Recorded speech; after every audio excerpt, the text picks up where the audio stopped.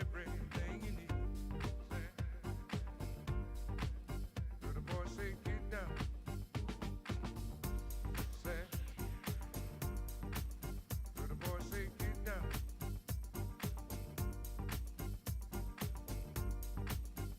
So I knelt down on my knees, well, then he said, give your soul to me now, and I will give you everything you need. Then he said, heard a voice say, get down. Heard a voice say, get down. Heard a voice say, get down. Heard a voice say, get down.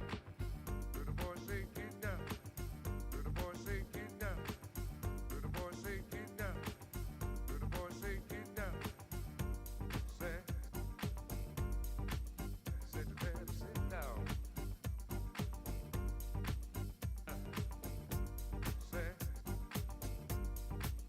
Said to them, sit.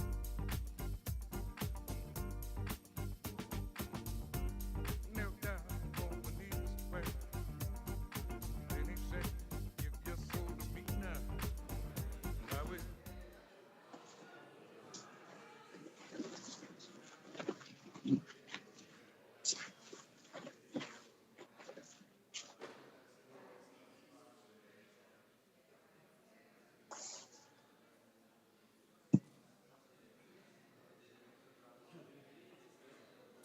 Yeah, we spoke with this.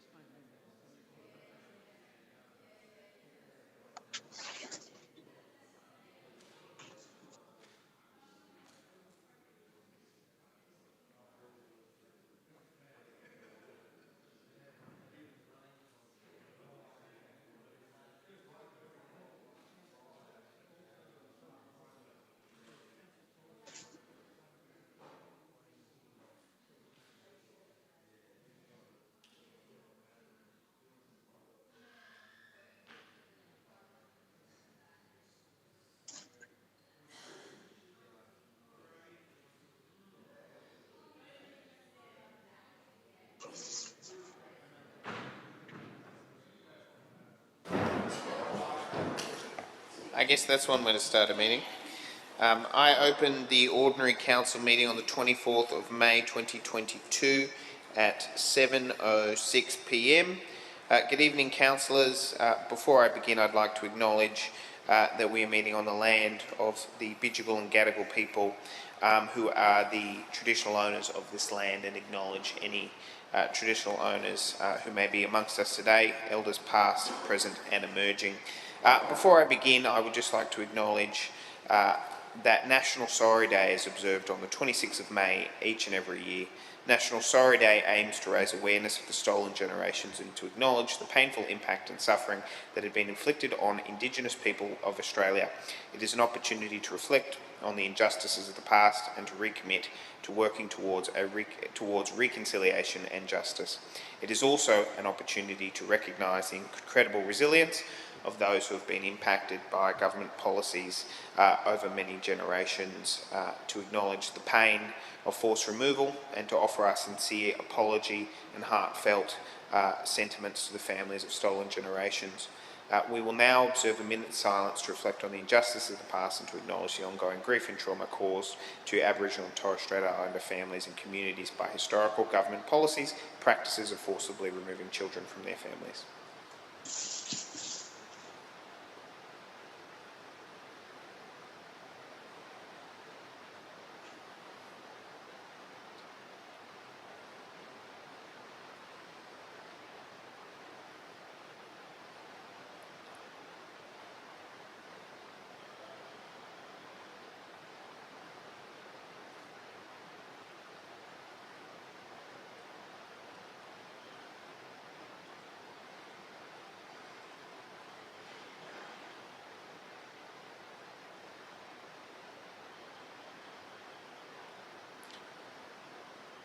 Thank you, councillors. As a reminder that reconciliation and the search for justice is not something that happens on one day or but it is something which we pursue each and every day through our actions in rectifying the injustices of the past. Thank you. Please now be seated. I will also now read the prayer. Almighty God, we humbly beseech you to bestow your blessings upon this council and to direct and prosper our deliberations to the advancement of your glory and the true welfare of the people of Randwick. Amen. Thank you. We now move to apologies and granting of leaves of absence. I note that we had received an apology, but we have present beaming in from overseas Deputy Mayor Chappell, as well as Councillor Wilson. Are there any other apologies?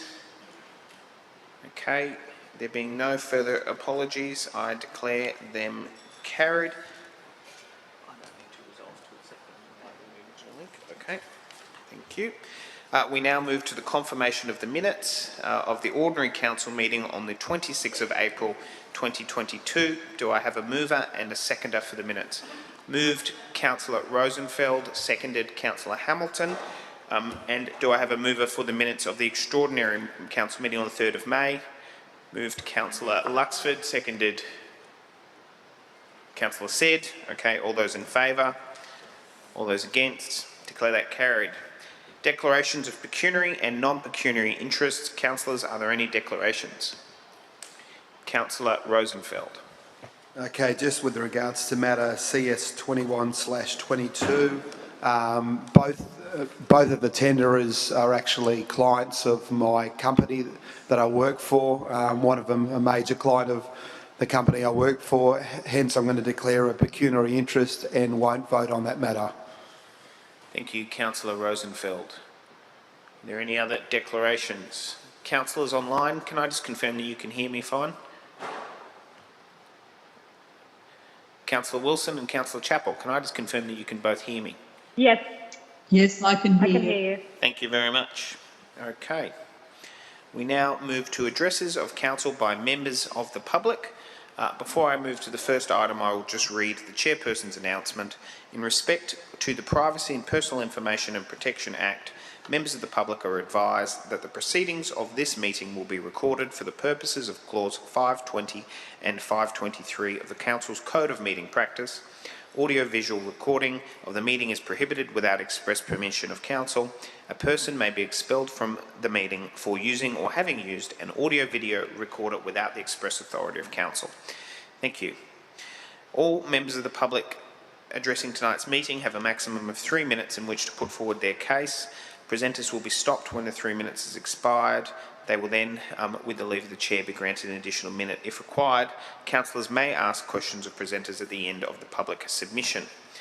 Our first speaker this evening is on NM 32/22, Notice of Motion from Councillor Burst, investigate a shade sale on the northern side of the Snake Pit at La Perouse, speaking against Mr. Charles Abella.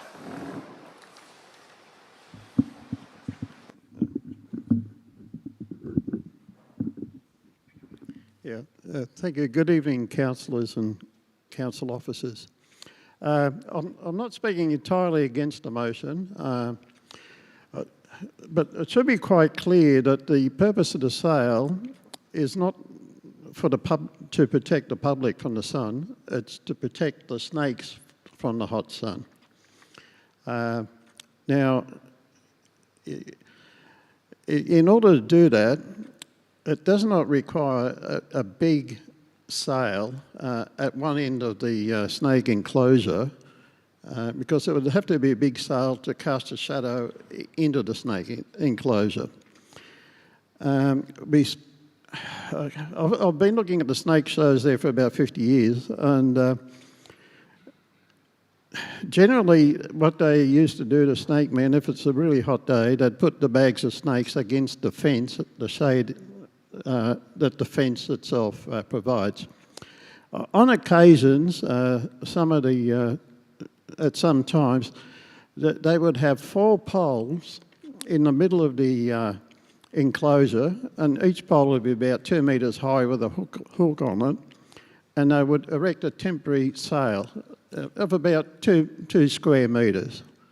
2 metres square, that's 4 square metres.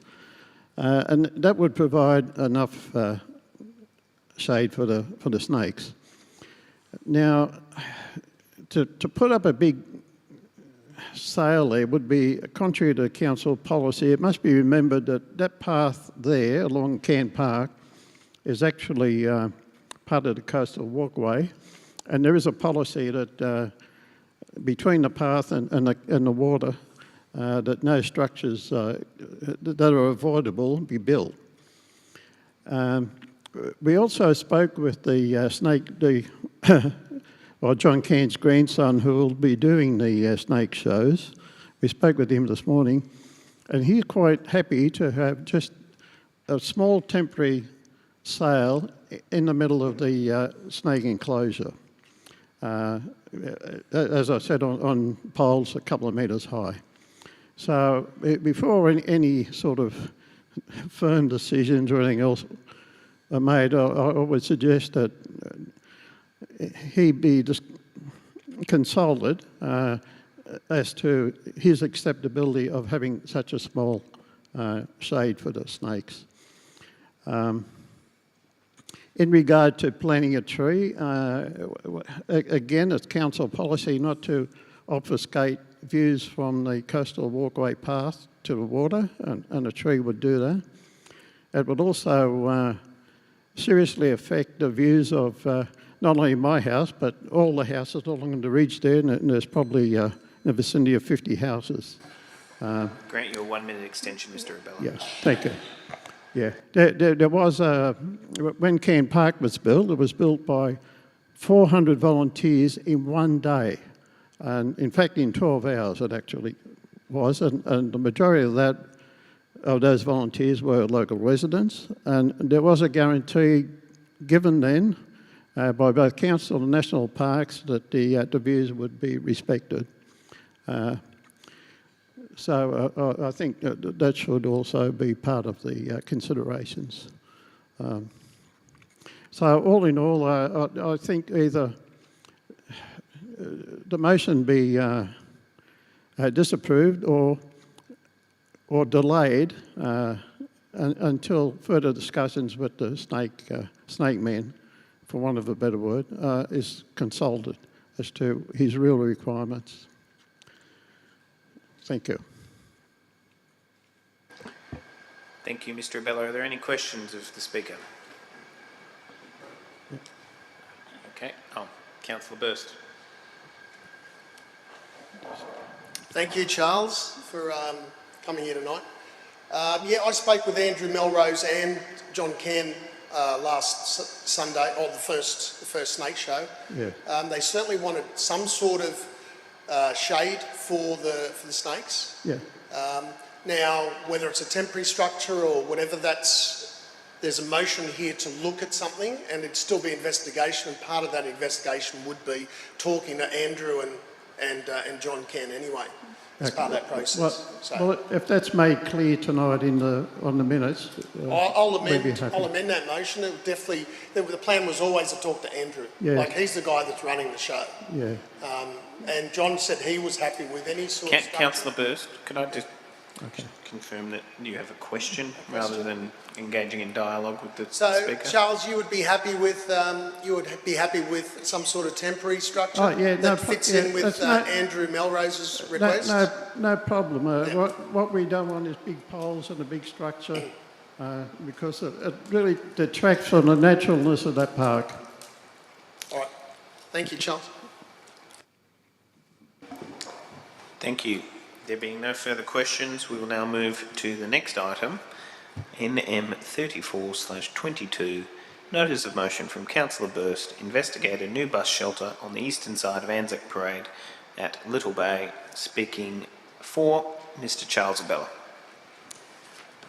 The bus stop in question is on Anzac Parade, just outside of the Prince Henry development, next to where the Moran senior housing is. Now that particular bus stop is a bus interchange, because a lot of buses coming in from the city actually end at Little Bay, and people going to La Perouse then have to wait at that bus stop for a bus that goes all the way to into La Perouse. At the moment, there's no shelter. There is a seat that's uncovered, but that's about 50 metres away from the bus stop.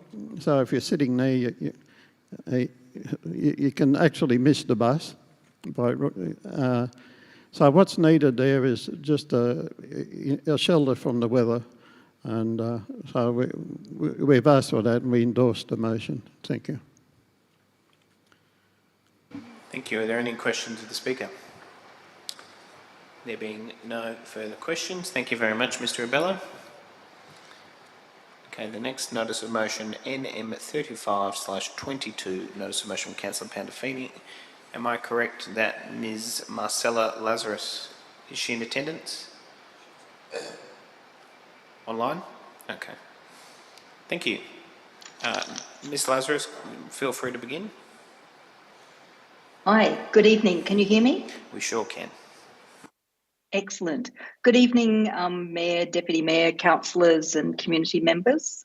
Firstly, I'd like to acknowledge the traditional owners of the Gadigal lands on which I speak and pay my respects to their elders past, present and emerging. I'm Marcella Lazarus. I'm Director of Growing Organisations and I provide coaching and consulting services to local enterprise and community organisations. And I'm also on the Strata Committee of a large property adjacent to Fred Hollows Reserve. Over the last 10 years, we've watched the gradual degradation of Fred Hollows Reserve to the point where nearly half is weed infested. We have had many conversations with council staff, and every time I prompt them, they come and put some pesticide on a tiny patch of the weeds, then that's it for the year. The weeds quickly grow back. This is a waste of taxpayers, ratepayers' money to manage the reserve this way. Staff say there is insufficient funding to remove all the weeds and plant the areas with natives. As a result, there have been landslides. It's now closed to the public. Native plants have been strangled and dying, and weeds are growing out onto neighbouring properties such as ours, and we have to pay money to get the weeds removed that are overflowing from Fred Hollows. So we request that the council initiate a one-off project to restore the reserve by fully weeding it and replanting it with natives, and then increase the maintenance budget to provide for sufficient regular maintenance. And it's not a big ask, it's just something that would honour the legacy of Fred Hollows, who was a wonderful campaigner and a local resident. Thank you. Thank you. Are there any questions of the Speaker? There being no questions, thank you very much. Thank you.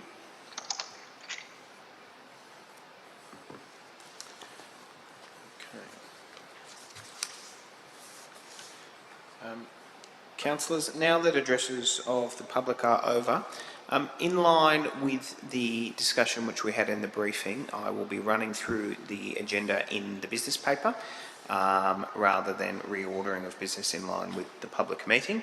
I will begin with urgent business. Councillors, if there is a motion for urgent business. Councillor Said. Councillor Said, could you outline your urgent business? Thank you, Mr. Mayor.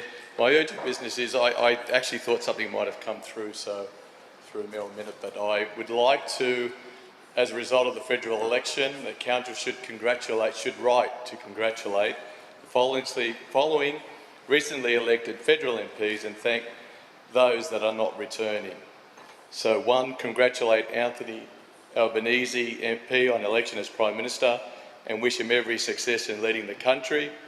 Congratulate Matt Thistlethwaite MP on being re-elected as a member for Kingsford Smith, and we look forward to working together for the benefit of the residents of Randwick City Council. Congratulate Allegra Spender on election of the member for Wentworth, and we look forward to building a cooperative relationship. And thank outgoing MP Dave Sharma for his service to Randwick City Council and the electorate of Wentworth.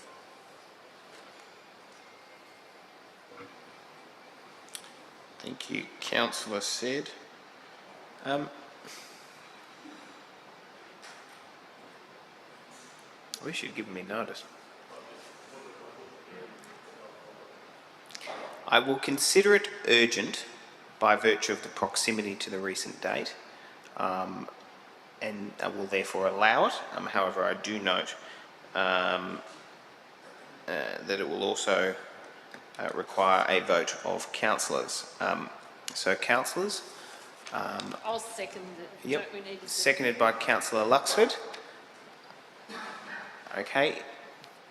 Councillor said, did you want to speak to why this is particularly urgent? I just thought it was urgent because I'd like to get it done as soon as possible, because especially considering Dave Sharma, if we wait another month till next meeting, Dave Sharma, while I was mayor, he actually did a lot to he gave us grant funding. He did a lot for the community, and he did a lot for the electorate of Wentworth. So I just thought it'd be appropriate to do that as soon as possible, and I also thought it'd be appropriate that, seeing that Anthony Albanese has been sworn in, that we should do it while the strike while the iron is hot, so to speak. And the whole of Randwick City Council virtually is encompassed in Kingsford Smith, so it would be good to congratulate Matt Thistlethwaite and what we can propose in the future for the next 3 years within Randwick City Council. Thank you. Councillors, I will now put put consideration of this as urgent business. All those in favour of considering this matter as urgent business, say aye. All those against? I declare that carried. Councillor said, you can now move your motion. You just move it. Okay, Councillor Luxford is the seconder. Yep, thank you. Are there any other speakers? There being no further speakers, okay, you'll now put not closing the debate. Okay, all those in favour? All those against? Aye. Declare that carried. Okay, we now move to mayoral minutes, MM14/22 financial assistance and donations. Councillors, I commend the mayoral minute that is in front of you. The details are contained within the paper. It is 2 donations in front of us, one to the Our Lady of the Rosemary Primary School for their Mother's Day fundraiser, and another for the Clavelli Childcare Annual Green Fair. Just noting that, I attended on the weekend. It was a lovely, lovely community day. The financial implication to council is $600 to be funded from the contingency fund. I commend the mayoral minute. Are there any speakers? There are no speakers. I'll now put it. All those in favour? Aye. All those against? Declare that carried. Okay, we now move to the next mayoral minute, MM15/22 National Sorry Day. I will be moving this in an amended fashion. Just 1 second.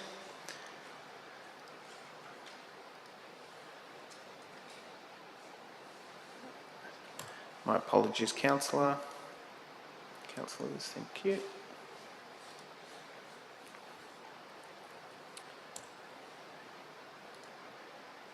Mr. Kelly, I've just forwarded you an additional point C.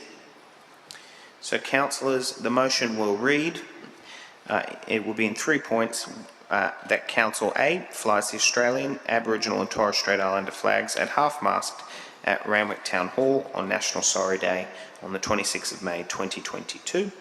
B, observes a minute of silence at the commencement of tonight's council meeting to acknowledge the ongoing grief and trauma caused to Aboriginal and Torres Strait Islander families and communities by historical government policies and practices of forcibly removing children from their families. And the point C is to show council's ongoing support for the Uluru Statement from the Heart by publicly displaying the Uluru Statement and putting up posters in prominent locations throughout the city of Randwick. Councillors, the main sentiment was discussed earlier in the opening of this council meeting. Specifically as it relates to point C was, I think, a very strong and meritorious suggestion from Councillor Nielsen. We have in the past displayed the Uluru Statement from the Heart, and this is just an ongoing exercise of that. For that purpose, I commend this mayoral minute. Are there any speakers? Thank you. There being no further speakers, I will now put the mayoral minute. All those in favour? Aye. All those against? I declare that carried. Okay, we now move to the next mayoral minute, MM16/22. Mr Mayor, can I... No, we've changed the meeting. I think someone should alert Mr Abella that his motions won't be... Are we going in order of the business paper? We are going in order. Someone should let Charles know that we're going to... I did discuss that, but I can say it again. Mr Abella, for this council meeting, we're not reordering the business paper unless there is a motion to reorder business by a councillor, which they can do at any point by resolution, but we are moving down the business paper in order. Do you understand that, Mr Abella? Thank you. Thank you, Mr Councillor Said. We are on MM16/22 South East Block Party. The motion that Council investigate an ongoing partnership agreement with Weath Youth and Cultural Community Services and bringing back a report to consider funding options to financially secure support for the South East Block Party and to ensure it has financial security to enable the event to be held as an annual event on an ongoing basis. Councillors, this report comes off what is the second successful South East Block Party, the first being held at Coral Sea Park, the second at Arthur Burn Reserve this year. I personally attended alongside a variety of councillors who were present. It was what in my view was a very innovative youth outreach event and was quite commendable for that regard. The details are contained herein, but I commend this mayoral minute to the council. Are there any speakers? Councillor Rosenfeld. Yes, I do support this mayoral minute. I just wanted to mention that I received a couple of emails after the recent South East Block Party, just of a couple of residents that were upset that they weren't notified about the party and found the noise quite loud, and they actually were not happy with the event. I managed to talk them around of the importance of the event, but I thought maybe in future we could maybe notify the residents around Maroubra Beach a little bit better, so at least they're prepared. Like one particular resident said he was doing a Zoom meeting at home because he works from home, and he actually had to leave the Zoom meeting because he couldn't actually hear anything. He also said that there was a bit of foul language that he heard, so perhaps in future we could try and run the festival without, I know it's not easy, but without having any of the foul language that comes up. But I do fully support the event because it's really good for the youth of the area, even though unfortunately I wasn't able to attend, but a few other councillors like Councillor Burst told me that he had a very enjoyable experience there. So no amendment, I just wanted to mention that for future. Thank you. Thank you, Councillor Rosenfeld. I have a hand up from Councillor Luxford and then Councillor Veach. Yeah, I too support this mayoral minute here tonight, but just a question on the report that we are seeking. Will the report be giving us details and what the objectives are of this actual block party and how successful those objectives are? Are they meeting any objectives? You know, what do they want to gain out of it? Are we going to get that in the report? Thank you, Councillor Luxford. What I might do is refer that to the relevant officer, either to the General Manager or Mr Kyriakou. Thank you, Mr Mayor. Yes, that will be part of the report in terms of identifying the participation of youth within our local government area and looking at engaging with youth and providing the various services that they need. Okay, so the report will give us the clear objectives of the block party people, or what the Weave people, what their actual objectives are, and we will try and see that they're being met. Because I too was heard, you know, things weren't so pleasant down there. While I'm not a prude or anything like that, it is a youth festival, which is great, and you know, I can see the looks from over here, but I would hate to think that you know, we are promoting or partnering in something that is not providing good outcomes. Thank you, Councillor Luxford. I have Councillor Veach, then Councillor Pandolfini. Thank you, Mr Mayor. Look, I stand to wholeheartedly support this Merrill Minute. I wasn't able to attend the entire event, unfortunately, but I did go down there to see the last act, which was Kobe D, and I note that last year they had Barker. These are nationally recognised performing artists who are performing here for our local community. Now, Kobe D is from Lexo, and he was up there with his younger sister, with his family, getting kids up there. He was calling out to everyone he knew, all the families, the kids, the friends that he had grown up with, and they were absolutely stoked. There is just no way you could call this a negative event. It was so positive. It was so positive. It was so affirming for the community to see one of their own up there who now has national recognition as an artist. They're from our LGA, they're from Maroubra. It was positive messages being communicated and really positive messages. It was a great vibe. There were people from all over, kids of all ages, youth, adults, older people, little kids. They were having a ball. I did not hear any swearing. It was no noisier than any other sort of music event that we might have in Randwick. Yes, you could hear it, but it wasn't overwhelming. I mean, it's in a big park. So this is something we should be wholeheartedly supporting.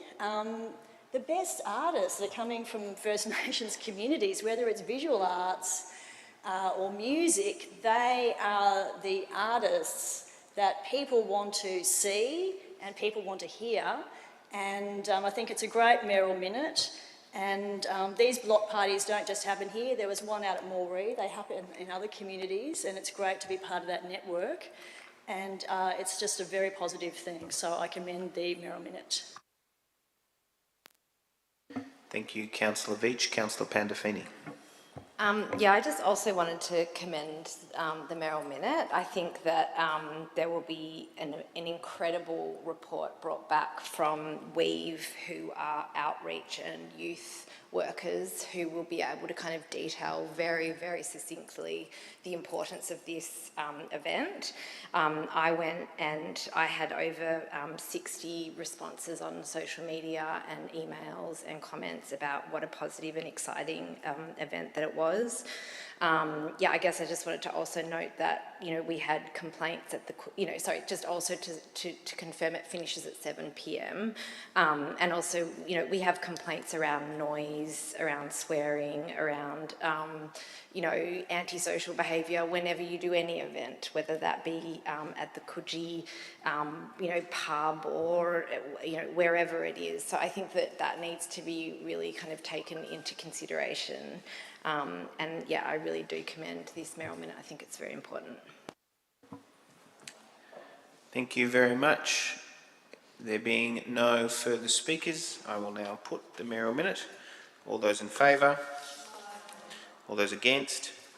Declare that carried. Thank you, councillors. We now move to the supplementary business paper, beginning with MM17/22, extension of the moratorium on seniors housing in heritage conservation areas. Look, councillors, the report should speak for itself.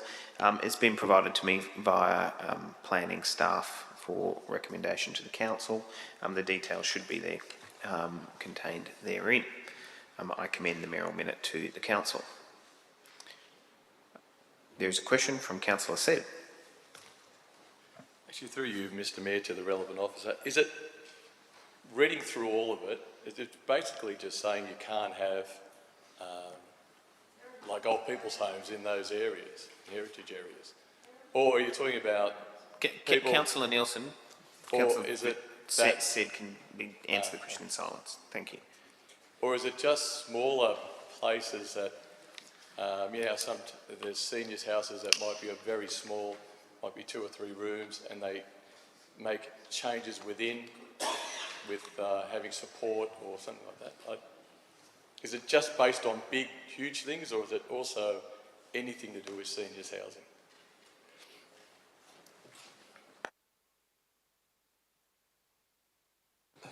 Thank you, Mr Mayor. No, the type of development is for seniors housing, which could include residential aged care facilities, but these developments are usually much larger, and if they're a seniors housing type of development, they usually be in a residential flat building form, which is fine. They would not be permissible in the R2 zones, for example, unless the SEP prevails over those particular zones. But the issue here is that the moratorium in relation to the permissibility ends in July this year. So what we are seeking is to prevent that type of development, those larger residential aged care facilities and the seniors living's residential flat type development being allowed in heritage conservation areas. The smaller buildings such as group homes, which provide other needs for that type of demographic, they would still continue. Councillors, are there any other questions or speakers? Okay, there being no further speakers, I will now put the mayoral minute. All those in favour? All those against? Aye. Declare that carried. MM 18/22, opposition to extended construction hours on weekends. Councillors, this is a request that has come to me via the mayors of Wallara, Waverley and Bayside as part of our joint mayoral monthly meeting between the councillors and the councils. The details are contained therein. In short, it is stating council's opposition to 7-day-a-week construction hours, not providing our community with any respite on a Sunday. Councillors, I commend the mayoral minute to the council. Just a comment. Councillor Just a Nielsen. comment. I think all the residents would be totally supportive of this. The fact that it's come from councils doesn't defer from the fact that any resident you ask would be totally supportive of this. Thank you very much. Councillor Hamilton. Question through you, Mr Mayor, to the relevant officer. If this, so what I'm noticing is this is based on an article in the Sydney Morning Herald. If the planning minister was to propose an extension of the hours, would they contact the relevant councils, or would they put out a bulletin prior to, in some way, to give them notice? Thank you, Councillor Hamilton. Director Kyriakou. Thank you, Mr Mayor. That would really depend on the Minister and the Department and the approach they take. I note that the orders that were previously issued during COVID were just done in a fashion that they were brought into place. But if it is a measure that would be ongoing, I would assume that the Minister and the Department would do some consultation on that. Thank you, Mr. Okay, Kyriakou. thank you. Councillor Hamilton. Yeah, thanks very much. All right, because that would be my understanding as well, is that we would be told about something like this. This is an article from the paper. It's probably jumping too soon, but it's still very important that we express our awareness and concern over something like this changing. So I'm in support of it, but I would say that we would have some advance notice and not just an article in the paper about it. Thanks. Thank you very much, Councillor Hamilton. There being, from what appears to be no further speakers, I will now put the motion. All those in favour? All those against? Aye. Declare that carried. Thank you. Councillors who are joining us via audio-visual link, if at any point you do want to speak or contribute, you may actually need to call out. I can't see any hands. The screen I have relates to what Mr. Kelly's screen is, so you just may need to call out if you would like to speak. Okay, councillors, we now move to the late Director of City Services report, number CS23/22, Maroubra Junction Oasis Urban Renewal Project, revised scope. Do I have a mover?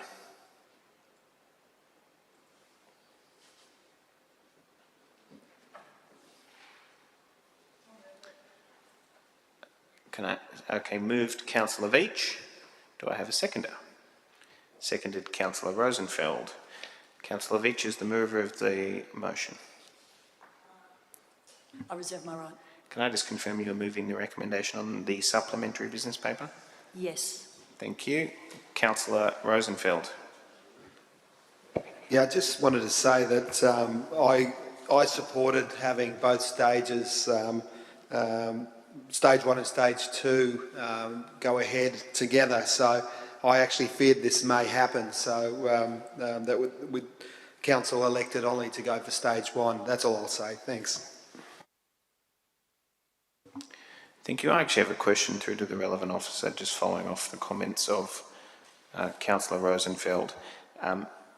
Is it your belief that the increased risk as to the viability of this project is tied to council resolving to only commit to stage 1 as opposed to both stages of the project?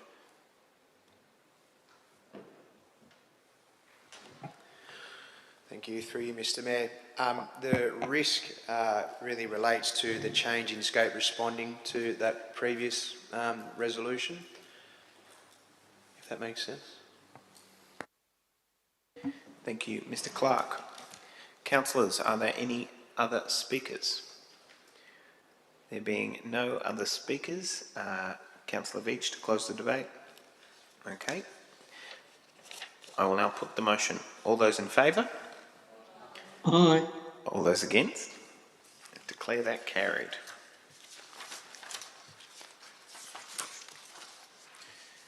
Okay.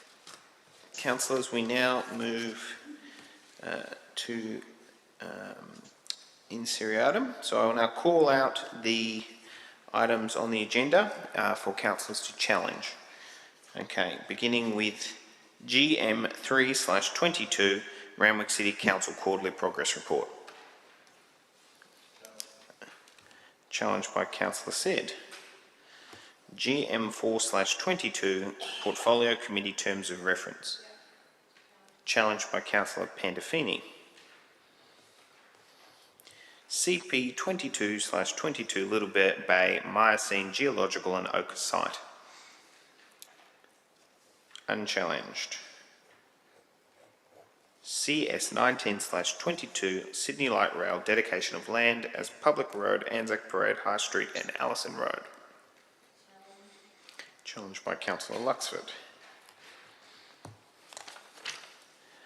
CS 20/22, Parking Issues in the Gummerah Street, Merida Street, Doolaga Avenue, Burragalang Street, Junga Street and Hendy Avenue area.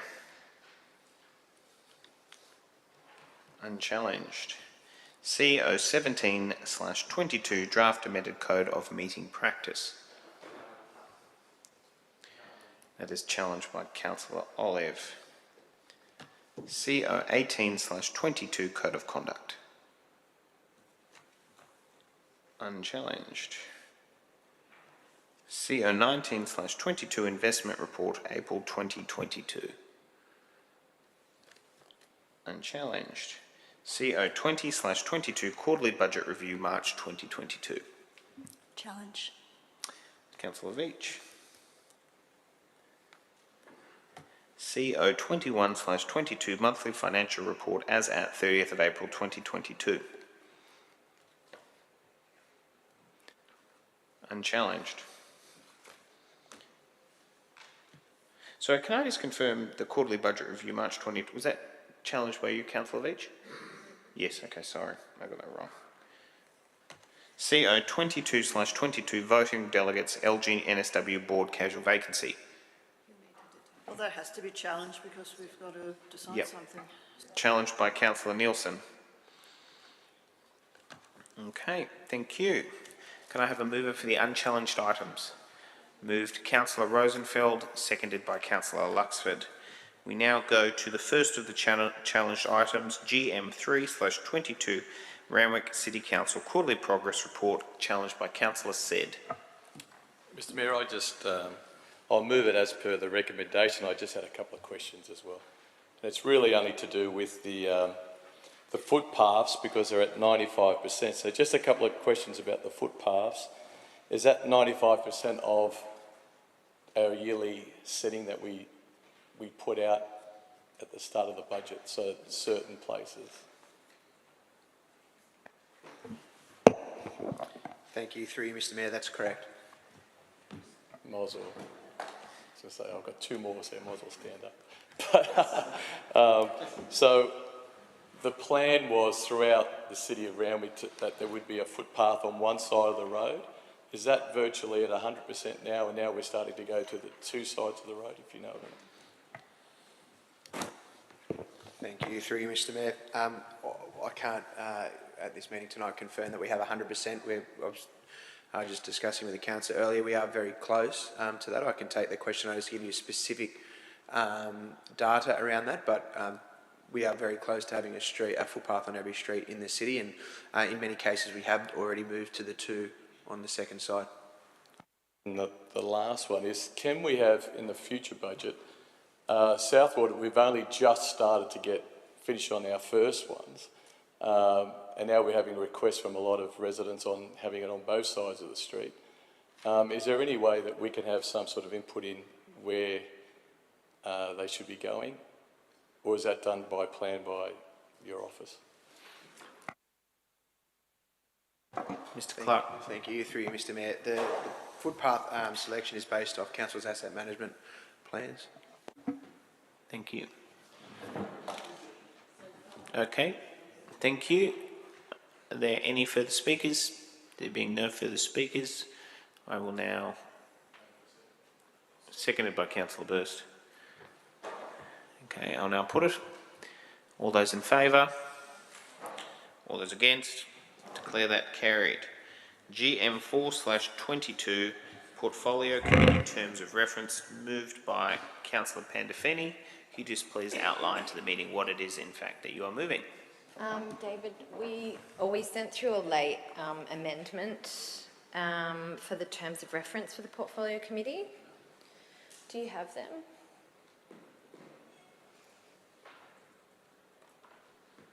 Is that them? Yeah.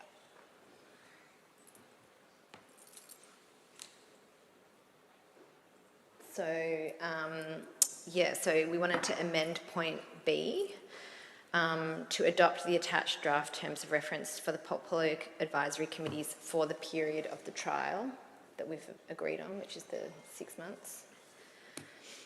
And then there's an additional dot point for E, review the draft terms of reference incorporating feedback from the committees at the conclusion of the trial. And then to amend clause 5 in the terms of reference, subcommittees have a specific purpose that is defined by the Portfolio Advisory Committee and used by Council to obtain expert or subject matter advice on complex matters and to allow for community input on matters of relevance to the portfolio area.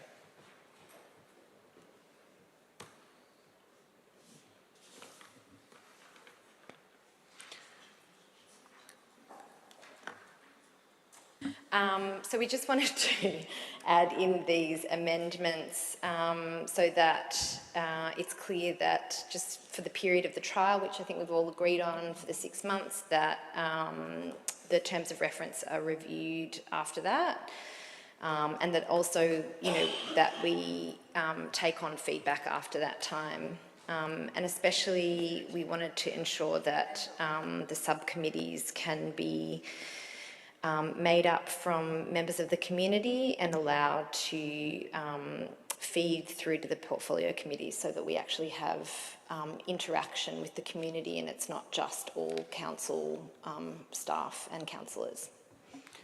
Councillor Pandolfini, I just have a question in moving this recommendation in an amended fashion. Do you have a suggested chair for the Housing Committee, as is required under the report?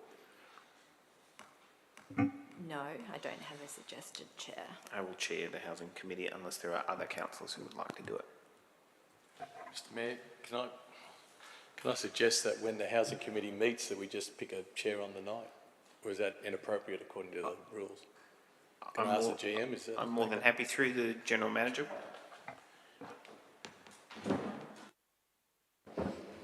Through Mr Mayor, the practice of council has been to determine both membership and the chair's role within the council meetings. Is there any other councillor who would like to do it? It appears not. Okay, councillors? I'll do it if you're stuck. Oh, councillor said we'll do it. Oh, okay. Okay. Thank you. The seconder of the motion. Okay, seconded by Councillor Veach. Councillor Veach, did you wish to speak to it? Yes, thank you. Yeah, I'm very happy to support these amendments. There was quite a bit of, we did have the briefing, as is mentioned in the report, there was some discussion on the night, it was deferred to a briefing. A number of councillors did have some concerns about the terms of reference. There were some amendments put up. I'm not quite satisfied that those amendments were actually incorporated into the draft terms of reference.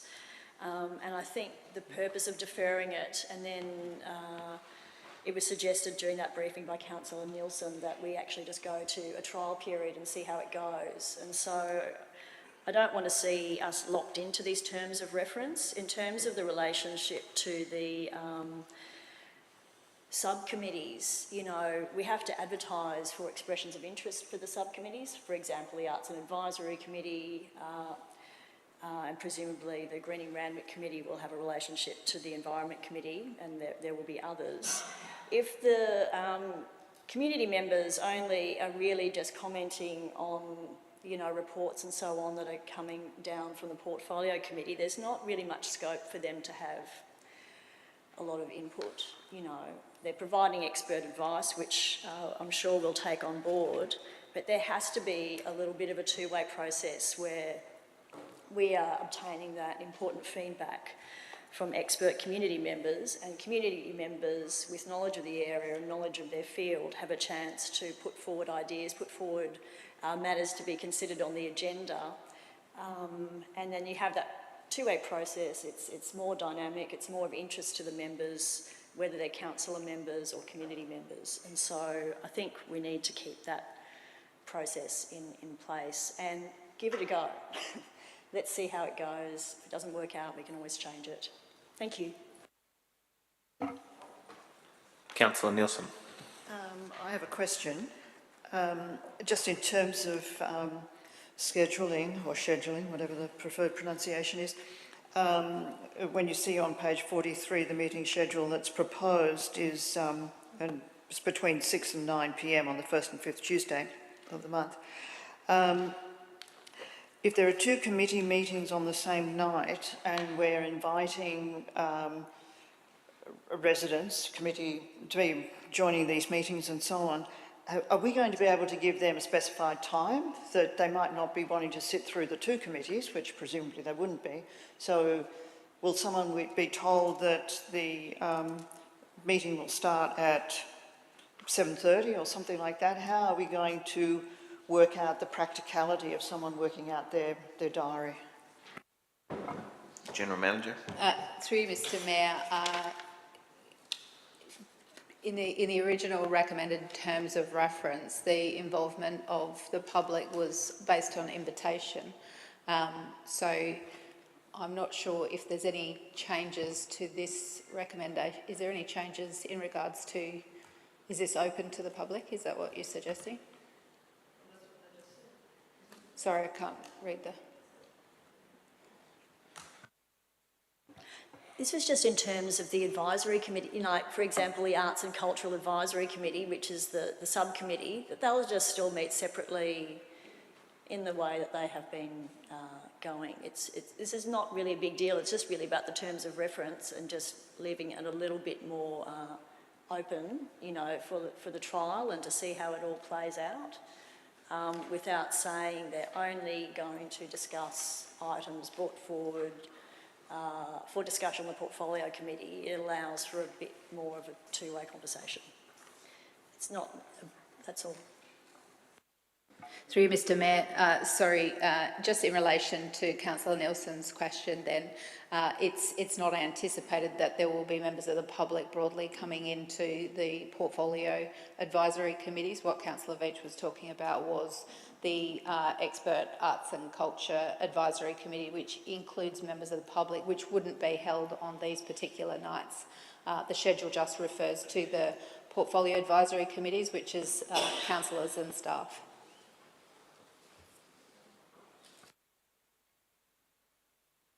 Thank you. Are there any further... Well, a follow-up question. I mean, Councillor Nielsen. The question probably still remains, but probably less significant. The fact that if two committees are meeting on the same night, and these portfolio committees, and we can invite people to come and address the meeting, it's always very difficult to know exactly when a meeting's going to finish unless we are going to be very precise. If we're having two meetings on the same night, we should be adamant, presumably, to say that the first meeting must finish at such and such a time, so that then the next meeting, the people coming to that are told that that's the time it starts, and that can be when they attend. Thank you. Through you, Mr Mayor, yes, you're correct. Councillor Nielsen, there will have to be discipline around the meetings, and that's where the role of the chair will come into place, both in working with staff to set the agenda in the first instance, but also keeping the discussion to a point where the meeting does finish in a timely manner. So, yep. Councillor Hamilton. I might be reading this wrong, but I'm looking at the quote under point F, and it says that council to obtain expert or subject matter advice. It doesn't actually say that the people will be attending the meeting, just that they gain advice from specific subject matter experts. Close. Yeah, so that's the subcommittee. So you're saying that people will be attending? Because to me it doesn't read as if people will attend. It just reads as if council, giving the council the ability to obtain expert or subject matter advice on complex matters, which is completely reasonable. But, yeah. Thank you. I might just throw to the General Manager just to clarify the matter, and then I will then throw to Councillor Veitch. Through Mr Mayor, I think that I think we're getting confused between the committee structure. The committee structure... Councillor Veitch. Sorry, Councillor, I'm just mindful that you asked the question. So the committee structure is such that you have portfolio advisory committees, but you also have advisory committees that contain members of the public. So those advisory committees generally are made up of experts in their particular field, and generally those committees work to a terms of reference that is guided by Council's goals and strategies. Typically the most successful of those committees has a well-defined terms of reference. For example, the nighttime economy study was a very good example of that. They are very different to the portfolio advisory committees, which are more made up of councillors and staff and are really aimed at trying to streamline and ensure that, that councillors are well briefed and also involved in collaborating with staff in regards to areas of our strategy, so our strategic approaches. And once again, the terms of reference have been set at a high level, being objectives and outcomes of those strategies, not at the strategic approach level, so it's not limited in that regard, but they're two different committees.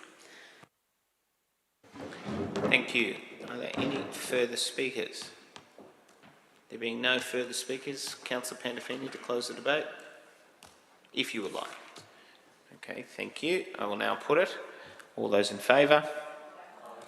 All those against? Declare that carried.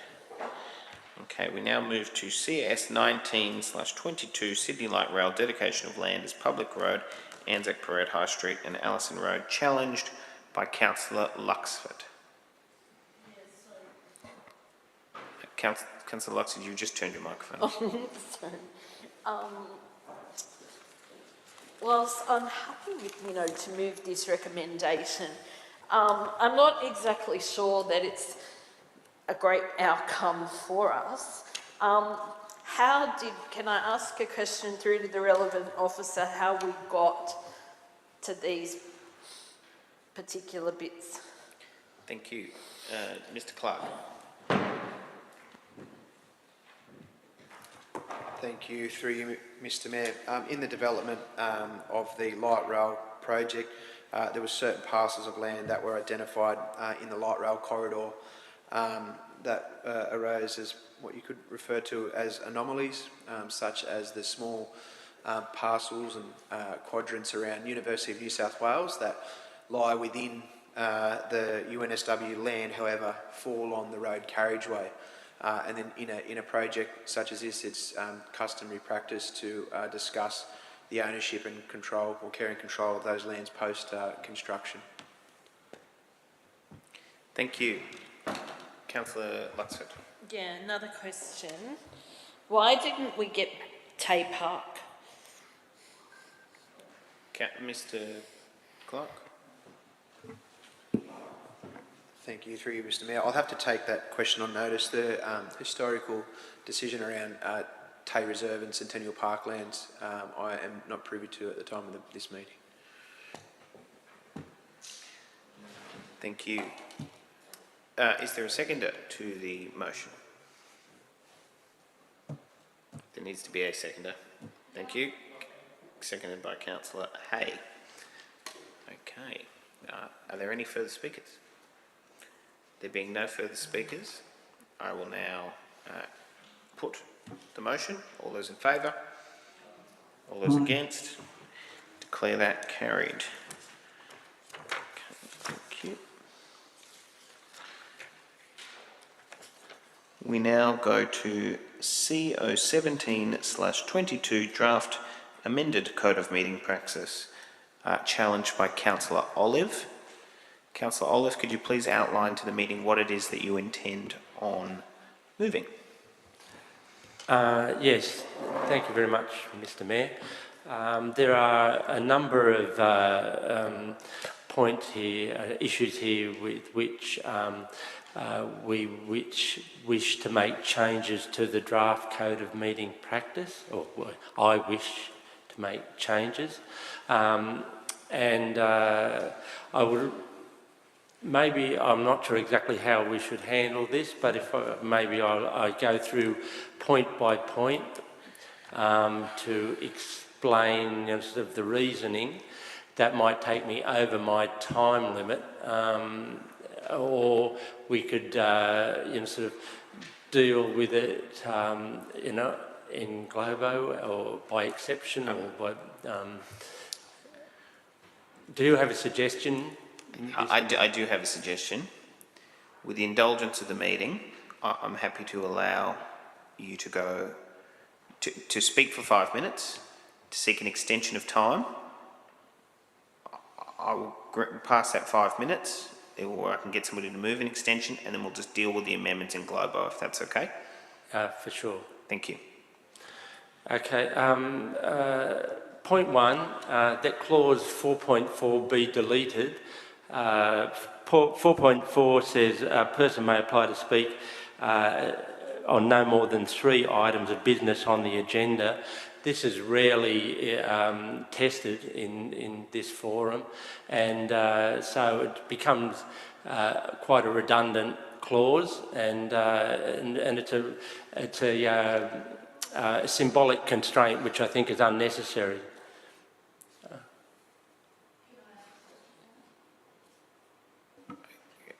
What I would like is actually, we'll just let Councillor Olive just to continue, and then if there are any, we'll just do it like that, just so not to interrupt the flow. Councillor Olive, please continue. Okay. Points 2 and 3 are pairs, really. It says that point 2 is that no more than one speaker is permitted to speak for and against a motion pursuant to notice or questions on notice. So this is notices of motion or questions on notice. This is similar to the existing clause 4.7, which says any item on the business agenda, the business meeting agenda has that stipulation. What point 3 does, it differentiates that from reports that are on the agenda. When we're talking about notices of motion, it's particular issues which have been raised by, or questions on notice raised by councillors, that's one thing. But when we're talking about reports, we're talking about could be the LEP, it could be sort of our informing strategies, it could be about rezoning, it could be about heritage, it could be about the environment, issues which stretch right across the LGA. And if we only allow one person to speak for or against an issue which may affect a large number of people, then that's that is a constraint on our residents to be able to raise issues and speak directly to councillors on things which concern could concern quite a large number of the residents of the LGA. So therefore, the suggestion is that a new clause 4.10 be added, so that no more than 5 speakers be permitted to speak for and 5 against on a report on the agenda for the council meeting. Clause 5.0 point 4 is that clause 5.0 be amended to require recordings to be held indefinitely. On page 115, it is the recommendation is that recordings be kept on the council website for 12 months and then taken off and then further stored for another 2 years and then, I presume, disposed of. Given the relatively low costs of storage of these recordings, and I'm told that it might be, no matter how, if it goes back 100 years, it might be sort of about $500 a month at the current rate. So we're not talking a lot of. Am I correct, or I've got that wrong? $500 a year, sorry, $500 a year, not a month. It's quite considering a negligible amount. And when we consider the historical importance of council, what actually happened in terms of the audio, and it can later be increased to, well, can later be changed to audio visual if the cost and technology is there. For us to be able to reach back for extended periods, what's happening at a local level at seminal points in the life of... Mr. Olive, can I just interrupt you very shortly? Can I please have a procedural motion to extend Councillor Olive's speaking time by 5 minutes? Moved Councillor Luxford. Do I have a seconder? Councillor Burst. All those in favour? All those against? Declare that carried. Thank you. Please continue. Okay. So I think that there are valid reasons for this to be for the recordings to be held indefinitely, and you could add things like transparency and resources for councillors, etc., etc. So given the low cost, I think that that's a bit of a no-brainer. Clause 8 is the order of business on page 141, and there are a number of changes that I think should reflect our actual practice and be included in the stated order of business. We have, well, there are also some new practices. Because of the COVID and sort of the use of audio-visual technology, Zoom and the like, it's brought in the need to incorporate that in our code of meeting practice.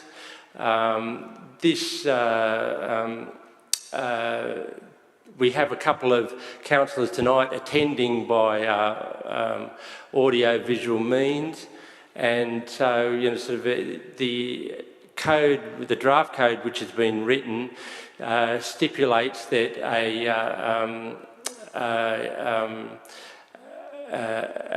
a motion has to be formulated and passed at the meeting to allow councillors to actually attend.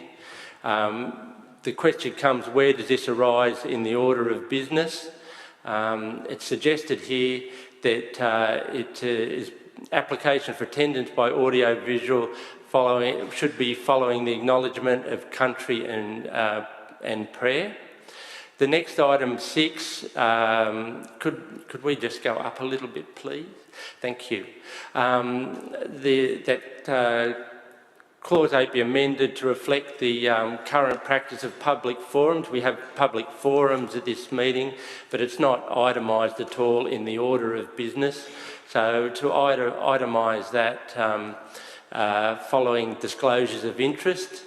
Point 7, that we have in the code of meeting practice questions on notice, and they're not used that frequently, but they are there, and so questions can be put on notice to council staff, and where this should be recognised in the order of business, and it's suggested here that questions and notice follow notices of motion. Point 8 is on page 164, which I'm going to turn to.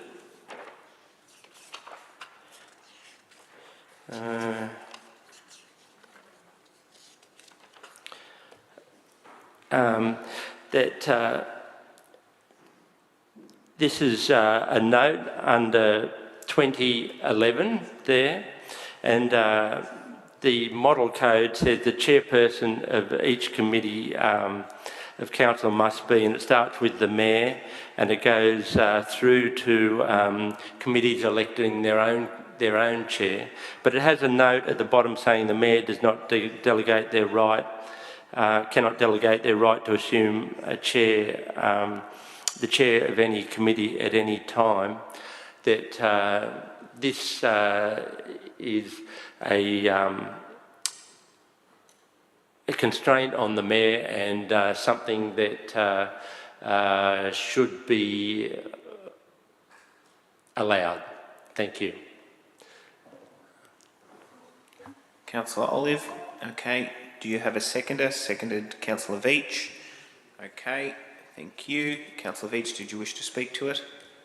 No? Okay. Councillor Hamilton.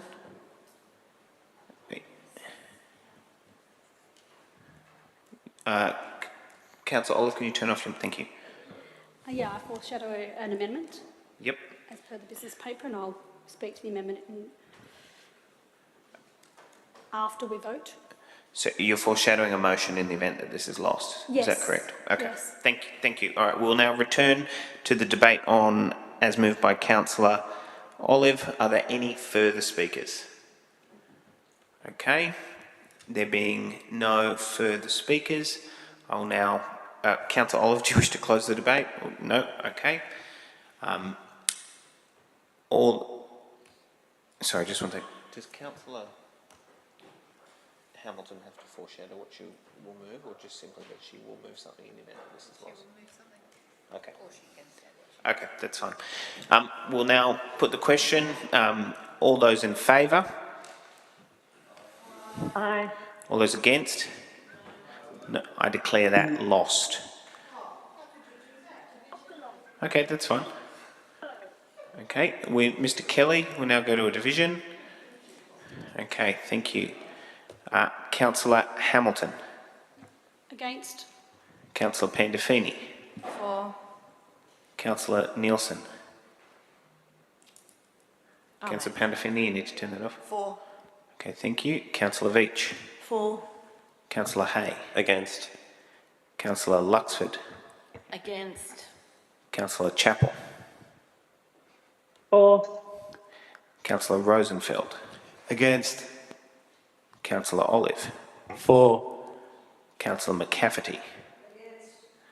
Councillor Wilson. Against. Councillor Said. Councillor Burst. Against. Councillor D'Souza. Against. And the Mayor is against. I declare that lost. Councillor Hamilton.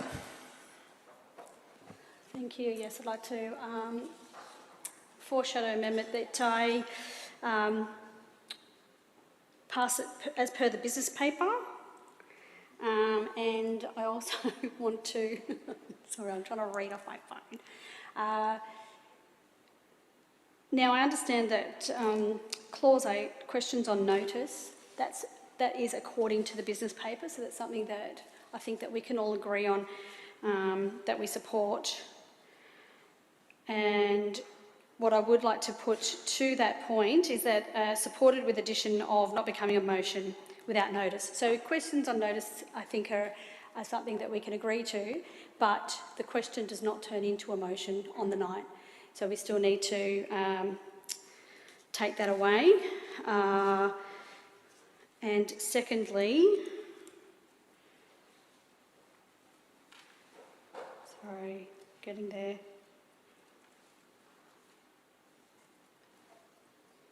Yeah, that's it. Yeah, thanks. Do I have a seconder? Seconded Councillor Luxford. Okay, are there any further speakers? Okay, there being no further speakers, Councillor Hamilton to close the debate. Okay, there being no further speakers, I'll now put it. All those in favour? All those against? Declare that carried. Thank you. We now go to the next item, CO 22/22, voting delegates, local government, New South Wales Board, casual vacancy.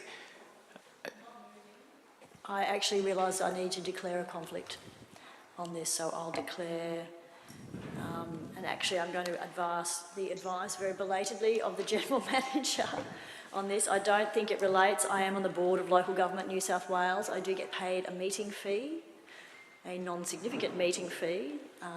So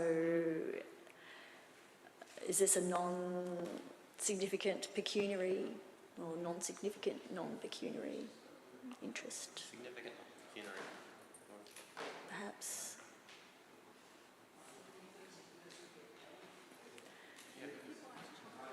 I mean, this is, yeah, makes no material difference to me who's, you know. Through you, Mr Mayor, as you're aware, councillors, it really is up to the councillor to determine as to whether they feel it is a pecuniary interest or not. Given that it is an industry board,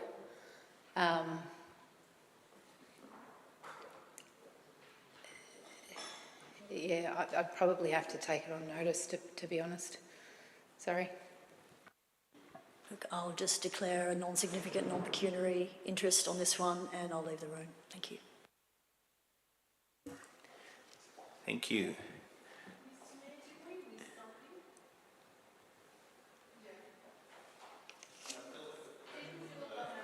We did.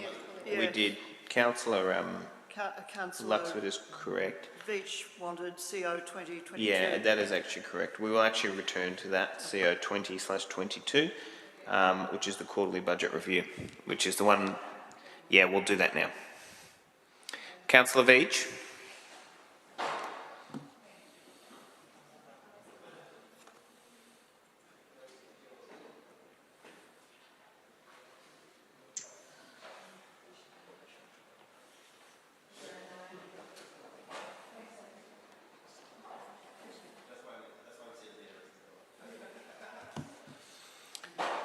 Thank you.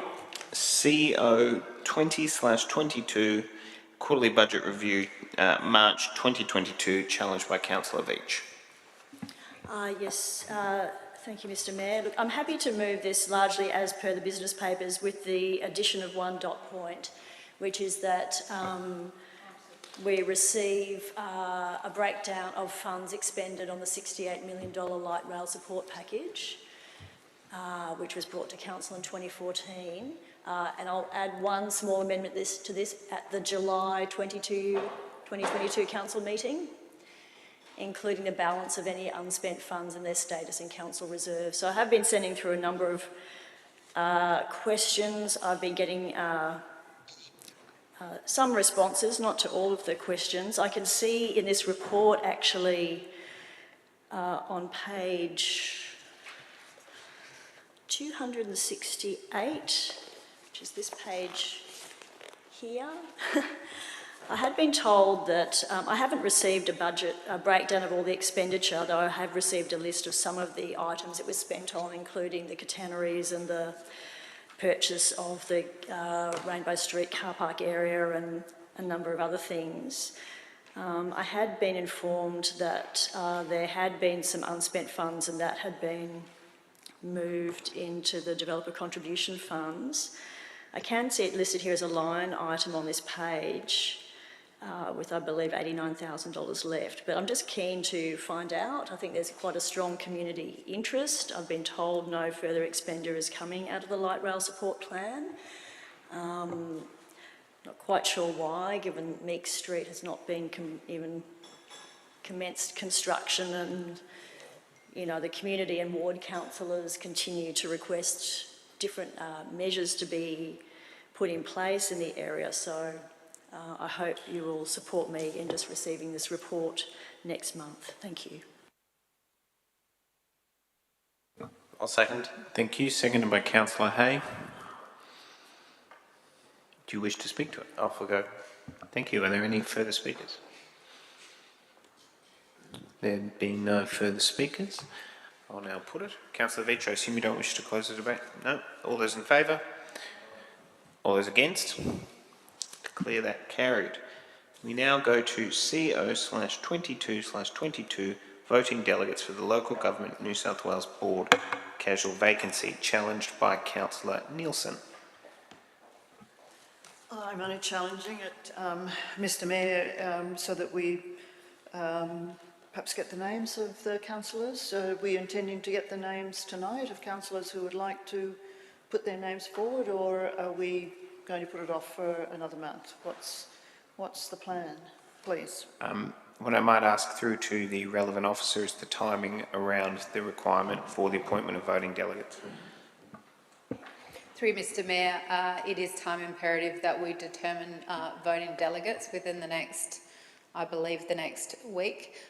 Typically, for reports like this, Council has determined the makeup based on party membership and then have notified us during the week afterwards. So that's been past practice.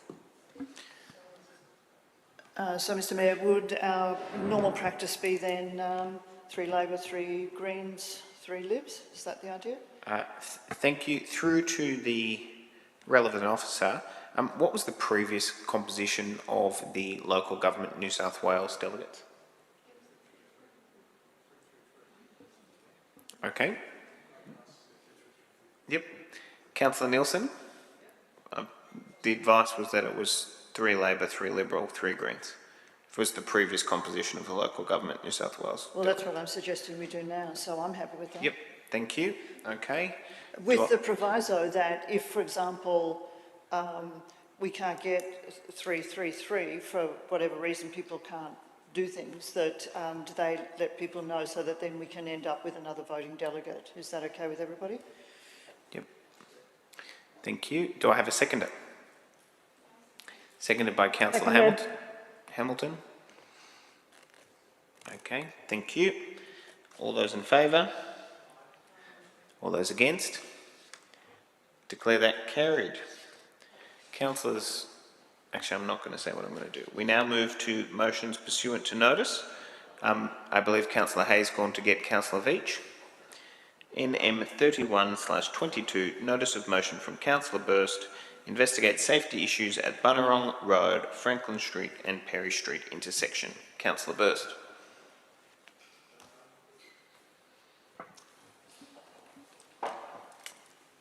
This issue has been going on for over 4 years and we still haven't got a satisfactory solution. So this motion is that the council notes that the Bunnerong Road is a state road and under the care and control of the Transport New South Wales. That council write to Transport New South Wales expressing safety concerns and congestion issues at the Bunnerong Franklin Street Perry Street intersection and request they consider a feasibility of the following approach to reducing congestion. Add road markings for the straight right turn to replace the right lane only on both north and southbound. Remove signs, right lane must turn right, keep traffic signal sequence unchanged and consider this to be a 3 to 6 month trial. At the last transport meeting, there was a reference to a P0069760-01 and it was talking about Transport New South Wales has given approval in principle of an early design stage. Further design development continues with an approved funding allocation of $1.3 million. I don't know why we'd be wasting that money when we've got a pretty simple, straightforward solution. Mr Mayor, I just realised, sorry. Councillor Burst, sorry.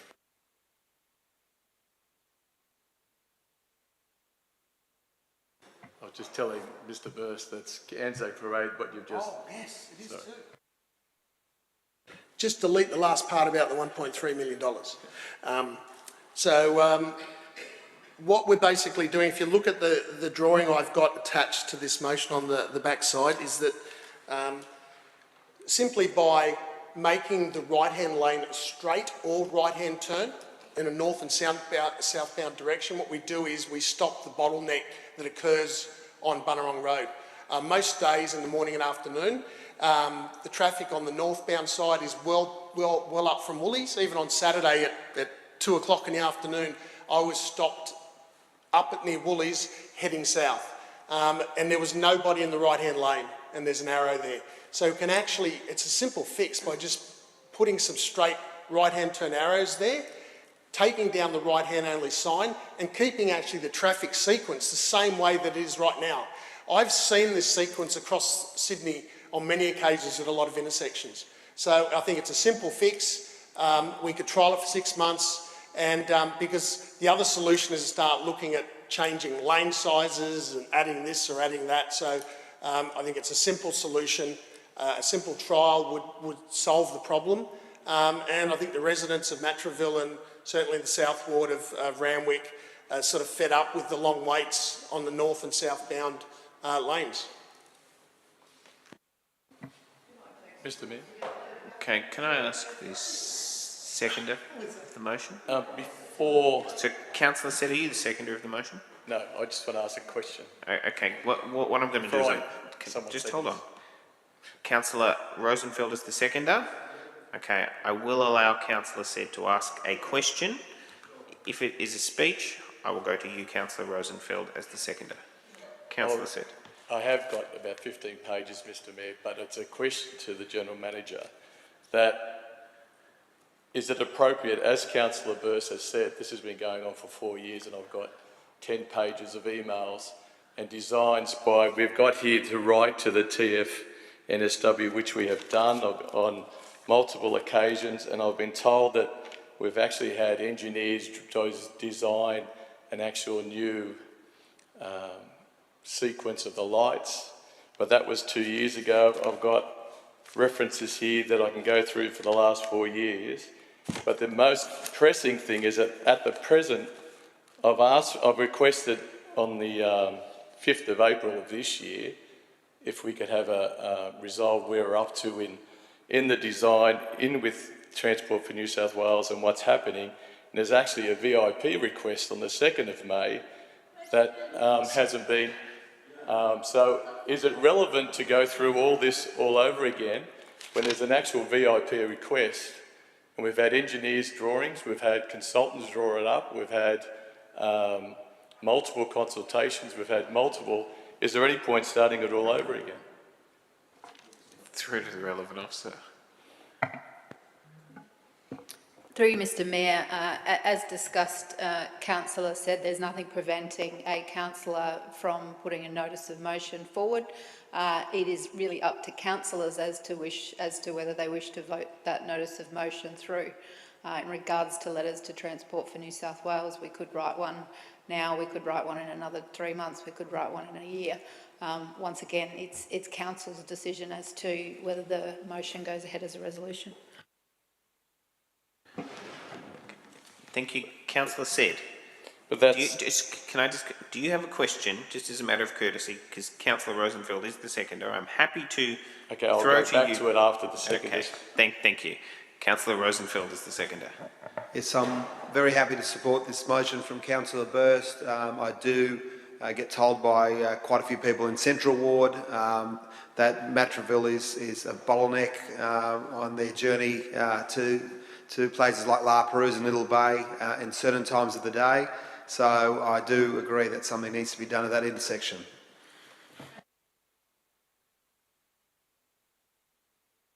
I'm going to go to councillor Said, then councillor Veach.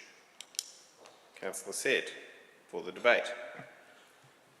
My point is that I agree with councillor Burst because this is the bane of all Matraville, and we actually took this to the RTA back in 2017, and as I said, in March of 2020, we actually had a specialist traffic engineer design an alternative option which was presented to Transport New South Wales.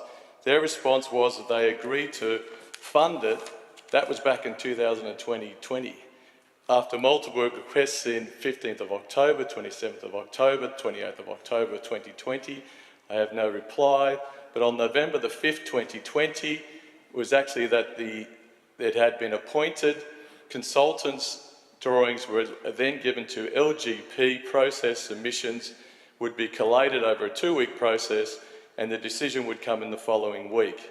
Then in February 2021, there was a draft diagram by a traffic engineer that was undertaking traffic modelling. On a receipt of the traffic modelling, Transport for New South Wales would need to endorse our option, and then a cost estimate would take a few weeks. On March 22nd, 2021, the proposed design is progressing well.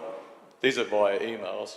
Progressing well, the Transport for New South Wales has proposed some changes which are acceptable to council, and we will go forward with it. That was back in March 22, 2021. That is why I asked in April of this year what was happening with that request, seeing that Transport for New South Wales had agreed to our engineering reports, had agreed to our drawings. All I'm simply asking is that rather than go through this all over again, can someone just answer my VIP request from the 2nd of May? I haven't heard anything from anyone for 8 weeks now. That's from the 5th of April. So I'd rather just do an amendment. If this will go through, then I'll do it as I'll foreshadow an amendment to say that we get my answer in the next couple of weeks.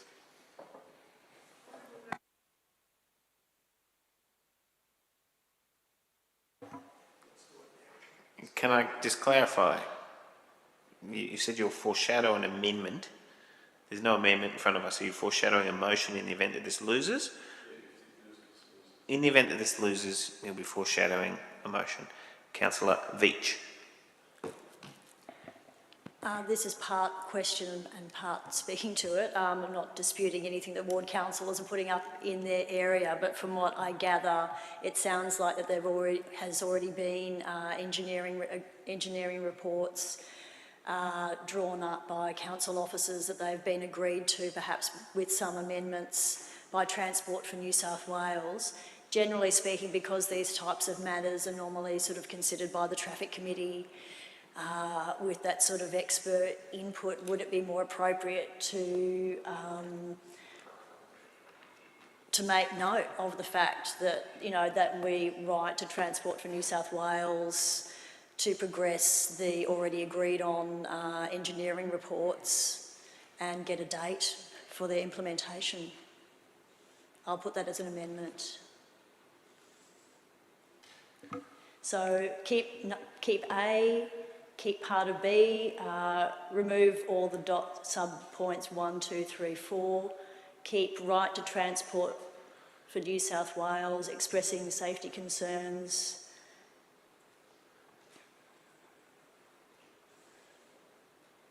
And congestion issues at the Bunurong Road, Franklin Street, Perry Street intersection, and request that they urgently consider the immediate implementation of the agreed engineering reports as brought forward by council staff, other integrated transport staff in, what was the date councillor said? 2022? 2021, 22? March 2021.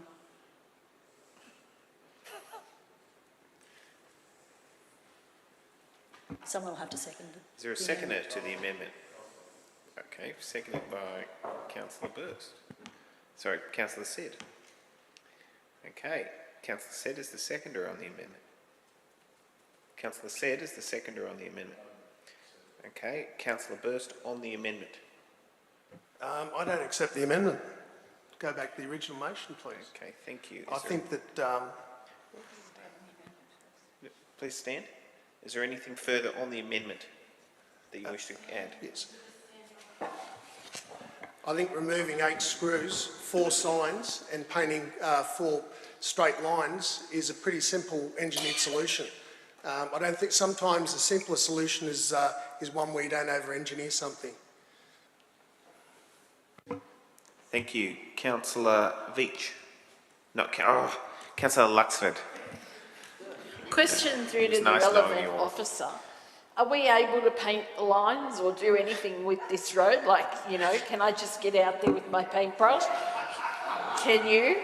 Like, so how can we leave that in to paint lines? Do we own the road to actually paint the lines on?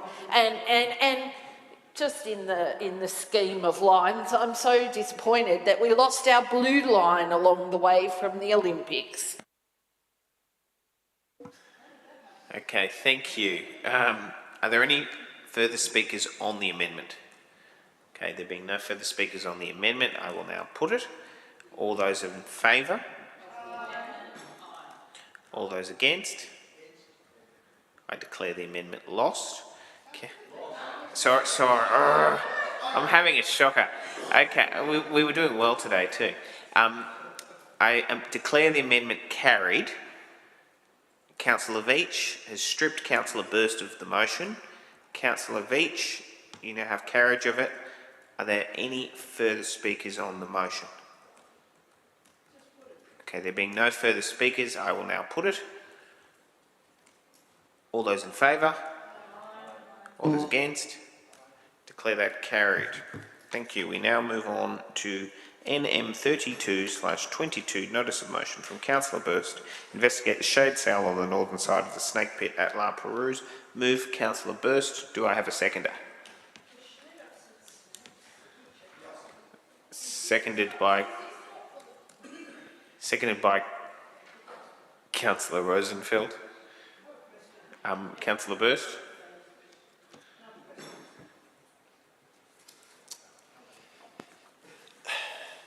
The Snake Man educational shows, the Snake Pit and La Perouse, recommenced back on Sunday the 15th of May this year, starting at 1:30. When the Snake Man brings all the snakes, they bring them in several containers holding the snakes, and it's recommended to actually keep them in the shade. So when I spoke to Andrew Andrew Melrose and John Cann on that day. They asked if there's some sort of shading that could be made available so they could keep the snakes in shade. A shade sort of installation or temporary or permanent installation was recommended. There's also an option of looking at a mature age tree.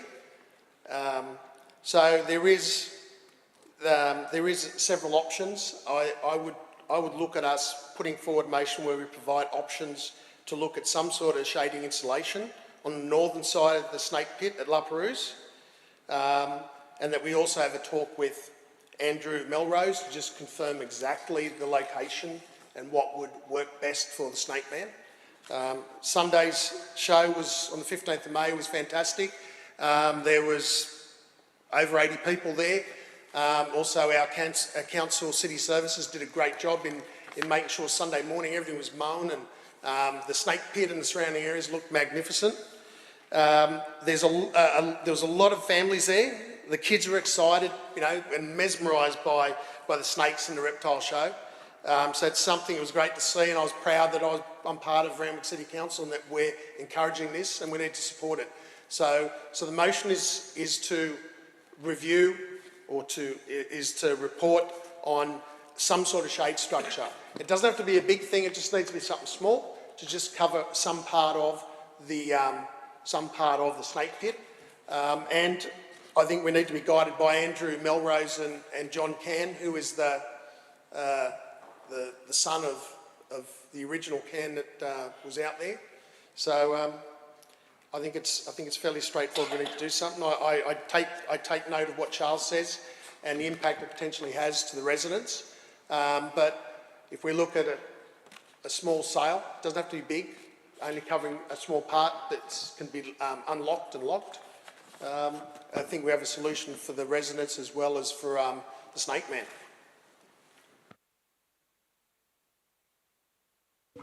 Councillor Rosenfeld. Yeah, I reserve my right to speak. Someone had a question.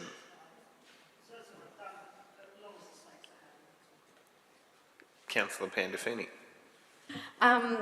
Would something just like a pop-up pergola or something not so significant be more appropriate than a kind of, report, yeah. I did mention temporary structure, so I think we should be guided by probably the people at City Services in conjunction with the expert. Councillor Luxford. Yeah, just a question on the Snake Man. Like, I know the Snake Man has been there for years. We've all been to see the horrible snakes. But do we pay the Snake Man to be there? Do we allow him to be there for free? Like, I'm not really sure how the whole Snake Man thing works. So can someone clarify? I know.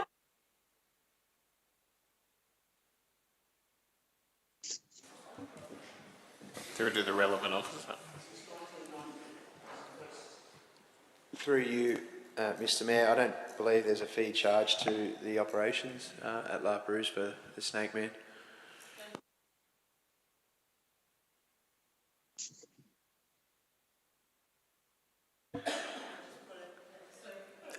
I think for the benefit of the meeting, I'm going to put the motion. Councillor Burst. Councillor De Souza would like to speak to the motion. Councillor De Souza. Thank you, Mr Mayor. Snakes and other ectotherms are cold-blooded. They can't regulate their body temperature. They depend on their environment to heat up. So those of us that are environmentally conscious, we must keep in mind that by putting up a shade shelter, yes, we're doing good in our minds, but we're also transforming an environment which the snakes are used to. Now, can I continue, Mr Mayor, without disruption, please? So if we're going to interfere with the environment, we need to take into consideration many factors. Now, the shade shelter has advantages. It can protect the human beings that watch the show, and that's a positive. But, okay, make it small. Councillor Nielsen, Councillor D'Souza will be heard in silence. Councillor D'Souza, please continue. Thank you, Mr. Mayor. And the fact is that, yes, the shade shelter would be a good idea, but we've managed without it for many years without any protest. People come, they watch a 10, 15, even a half an hour show, and they move on. As my friend Mr. Rubella points out, it will cause great inconvenience to the surrounding community.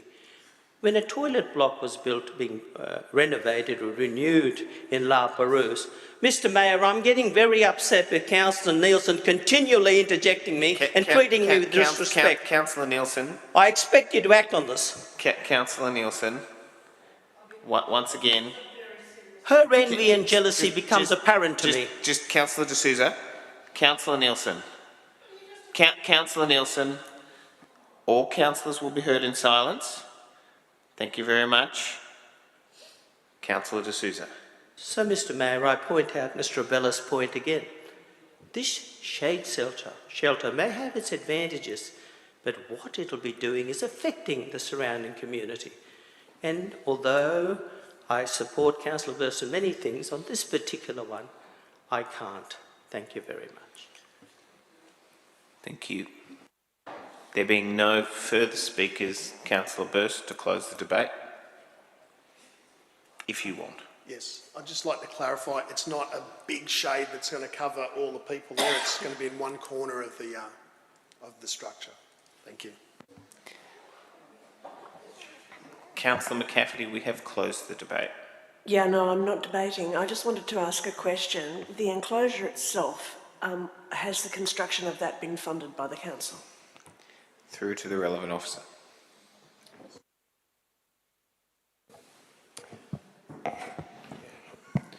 Through you, Mr. Mayor, I have to take that one notice. I'm not sure, noting the age of the structure.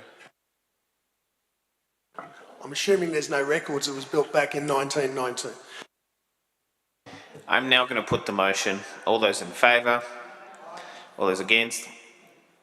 Declare that carried. Thank you. Notice of motion from Councillor Veitch, Markets and other support for the Kingsford Town Centre. Moved Councillor Veitch. Do I have a seconder? Seconded by Councillor Pandafini. Councillor Veitch, could you please outline what it is that you are moving? I'm moving my motion. Obviously. Look, we used to have a successful Rotary Markets there at Kingsford since the mid-80s. It closed down in 2015 during the light rail construction. We have made attempts. This does have the support of the Kingsford Chamber of Commerce. We're constantly, and all the ward councillors are trying to find ways to reinvigorate the area. We have been trying to get in contact with Rotary. So obviously this is just investigate, re-establishing. Obviously if they're not in favour, we won't be doing it. But there was interest for a long time, and we were in Melbourne recently and we went to the Camberwell Rotary Markets. It was absolutely packed out. It was big. They have it every single Sunday, and it just brings hordes of people. They go there. It's a thing that people just do on the weekend. And the other thing is it sort of helps promote the circular economy. Like one of the issues in Kingsford is the constant sort of dumped rubbish, and you walk around and some of the stuff is bits of furniture, it's bits and pieces of crockery and so on. This is exactly the kind of market where you could go and sell that type of stuff. It recirculates, but not just the Rotary Market. It's a great spot to consider a night market from time to time, and maybe even a farmer's market. It's a big car park. You wouldn't even need to use the entire car park. You could retain it. It's not dictating how often this would occur. It's not precluding having markets in other parts of the LGA. As I know that's being investigated. But it is a pretty good spot. It's a large area. It has been, you know, the surface has been regraded at considerable expense. There's plenty of parking in the area, and it's well serviced by public transport. And I think it would be popular. You could easily get residents coming from City of Sydney, from Bayside, on public transport, and it would just bring people to the area. We're desperately trying to kind of find ways to attract local residents. The other thing is just to maybe investigate helping the Chamber of Commerce or just the local businesses by doing a bit of a marketing campaign. This could be done very cheaply on council comms, and the other thing is just doing some paid Facebook and Instagram ads, that are targeted to our LGA, perhaps to some of the local students, to actually get them to tell them about this, the shops there, the businesses, the restaurants. There's lots of, people don't just have to go to Coogee or wherever. There's other parts of the LGA, and with at least 18 shops there now vacant, we can't sort of afford for it to slip further down that path.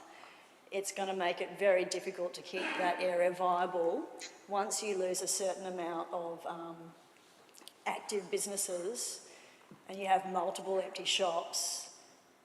There's some kind of tipping point where it becomes just very difficult to reactivate. So we need to do something, and I hope, councillors, you'll consider supporting the motion. Thank you. Councillor Pandolfini. Okay, thank you. Councillor Luxford. Yeah, I'd like to propose an amendment to this notice of motion that's there in front of us. Sorry, I can't see you. Anyway, so I'll speak to the amendment. We know that we are currently, conducting reviews into markets and different types of markets for the whole of the LGA and appropriate places to put them. We are also now constructing at Heffron a space which will be covered, which will be also is appropriate for different types of markets as well. So I'm calling for the report to come back outlining what we've got proposed and investigating where we can put various markets and in suitable locations. Thank you. Do I have a seconder?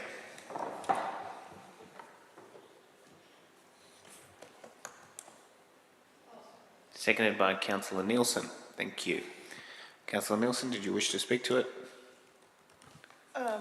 Only just to endorse it, because much as I take sympathy with the motion that Councillor Beach and Councillor Pandolfini have put forward, I think that there are issues involved with the market that we used to have, that used to be held down there at Kingsford on a regular basis, that makes it not as easy for it to be just picked up and happen again for a whole host of reasons, whereas I think what is proposed in this amendment would allow us to check on whether in fact we can do markets, if not regularly, but certainly occasionally, down there at the old Kingsford market. So I think this amendment provides a better scope for council to find an appropriate way for us to hold markets, and I certainly think markets are a fun way of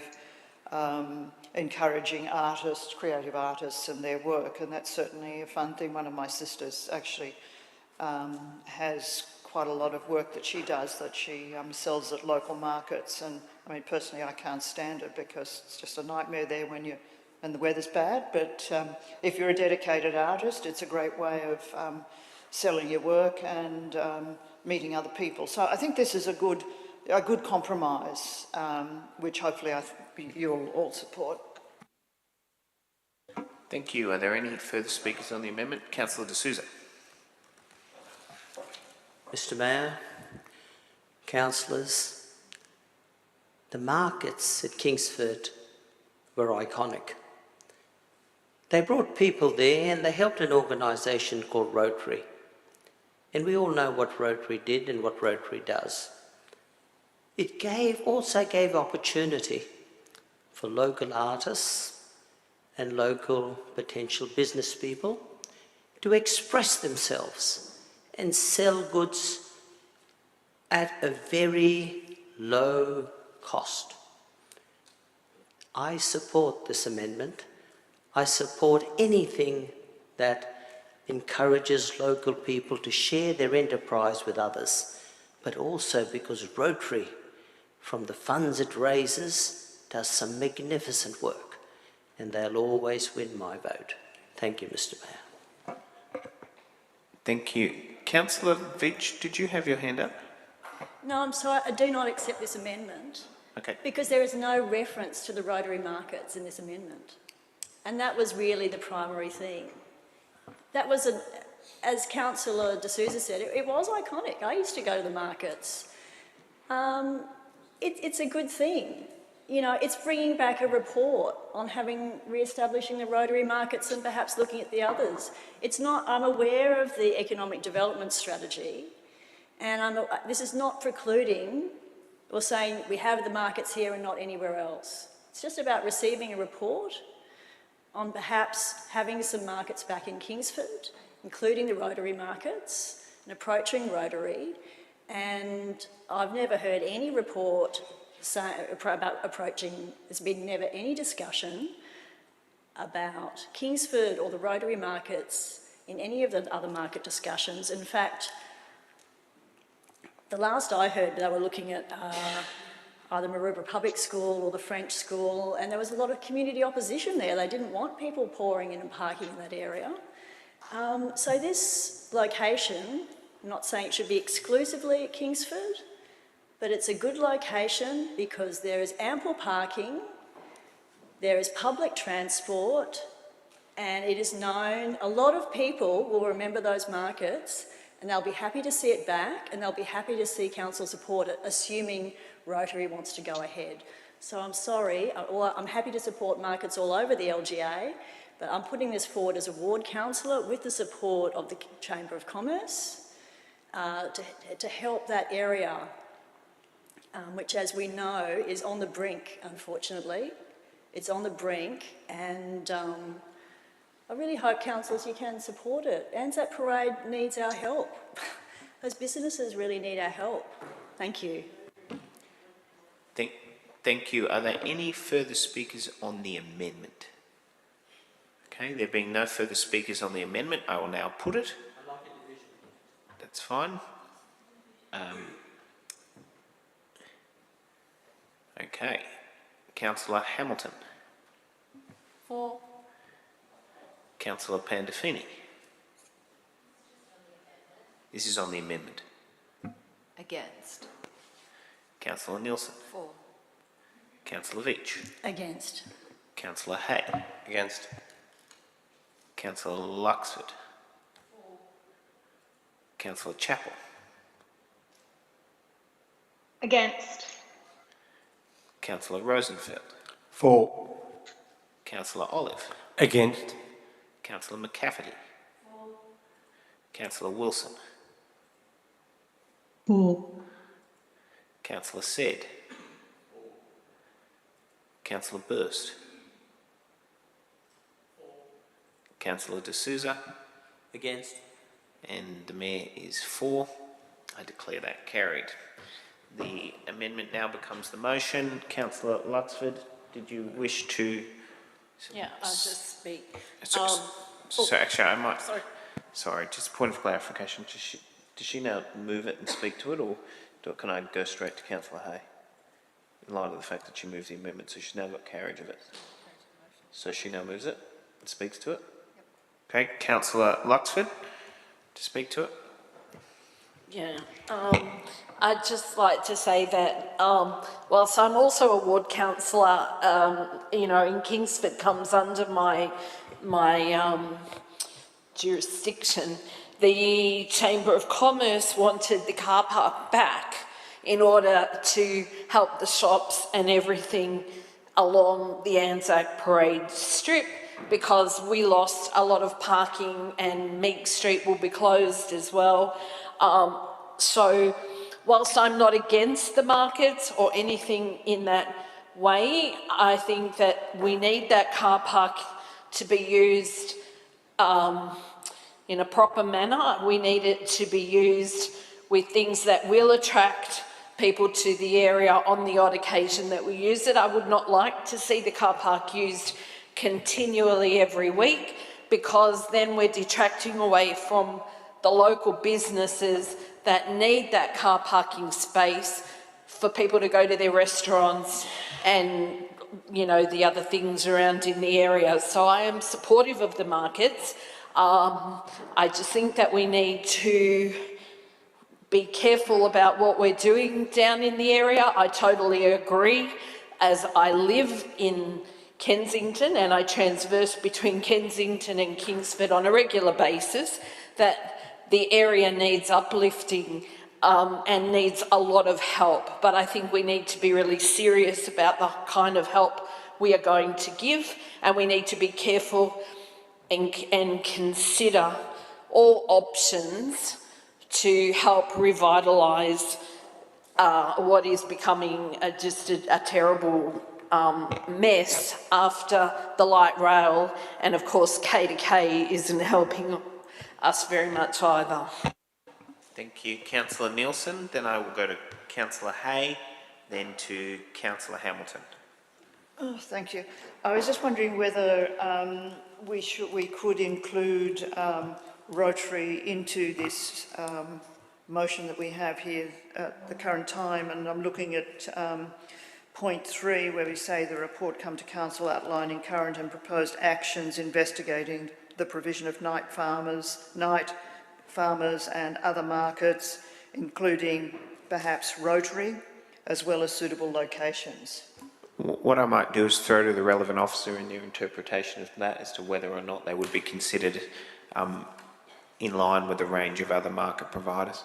Well, it would be. I mean... Well, that was the question. It was... Well, it is the question, but the point is that I think that people made a point that Rotary is an important organisation that does run markets and has held ones in the past. And my suggestion was that we consider using the word Rotary included, well, if you like, put in parenthesis, and other markets, parenthesis, including Rotary, just on this point 3, second last line. It's just as well as suitable locations. At the end of suitable locations, sorry, Mr. Kelly, as well as suitable locations, a new sentence, Rotary also, as a provider of, previous provider of markets, be contacted in relation to this matter. That's my suggestion. Is the mover okay with that? Can I just get some advice through from the General Manager as to the implications of that? Through you, Mr. Mayor, the way I would read that suggested change would be that the report that does come back to council does give consideration to Rotary, and given that they are a stakeholder in regards to you know, past markets within the city, I would imagine that would be included in any case.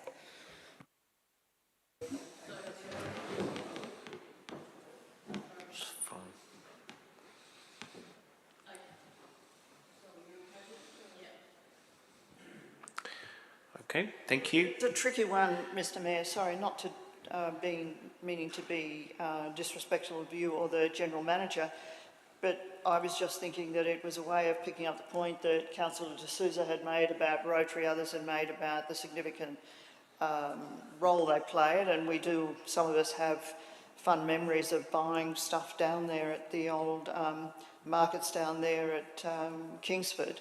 So, yeah, but this is your...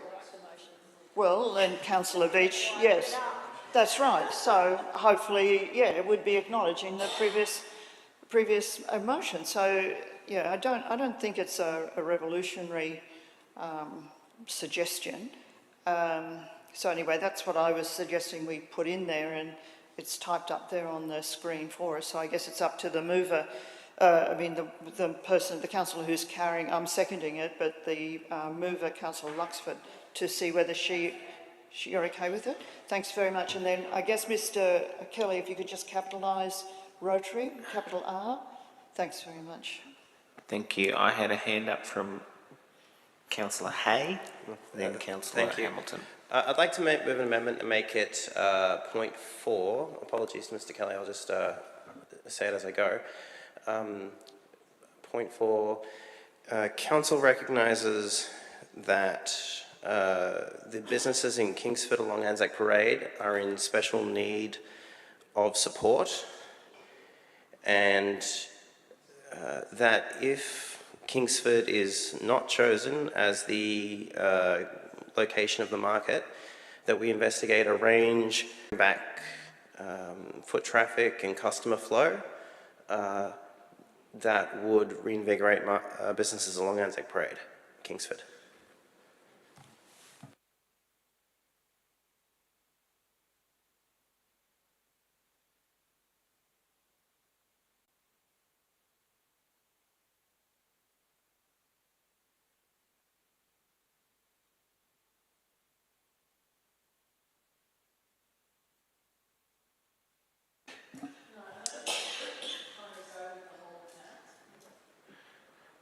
Sorry, can I just confirm the comments from Councillor Luxford? You didn't. Can you just repeat them? So I'm happy to take it. Council recognises all businesses that businesses in Kingsford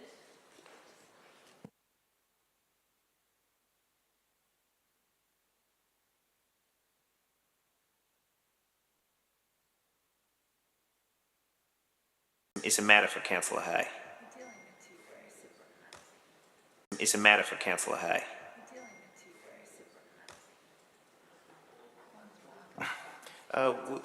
Would you accept whether or not it is chosen as location of the market?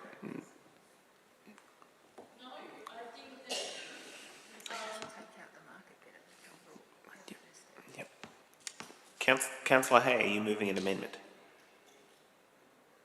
Councillor Luxford has not accepted your amendment. No, I understand that, but she hasn't accepted it in total, which means that you can either move the amendment or not move the amendment. Yeah, I'll remove. It's very important that we get the report, so I'm happy to remove that middle clause.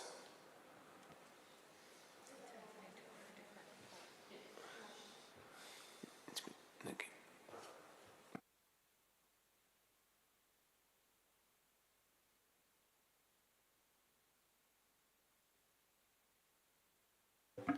Thank you, Councillor Luxford. Do you accept that? Okay, thank you. There is now a hand up from. I actually had Councillor Hamilton.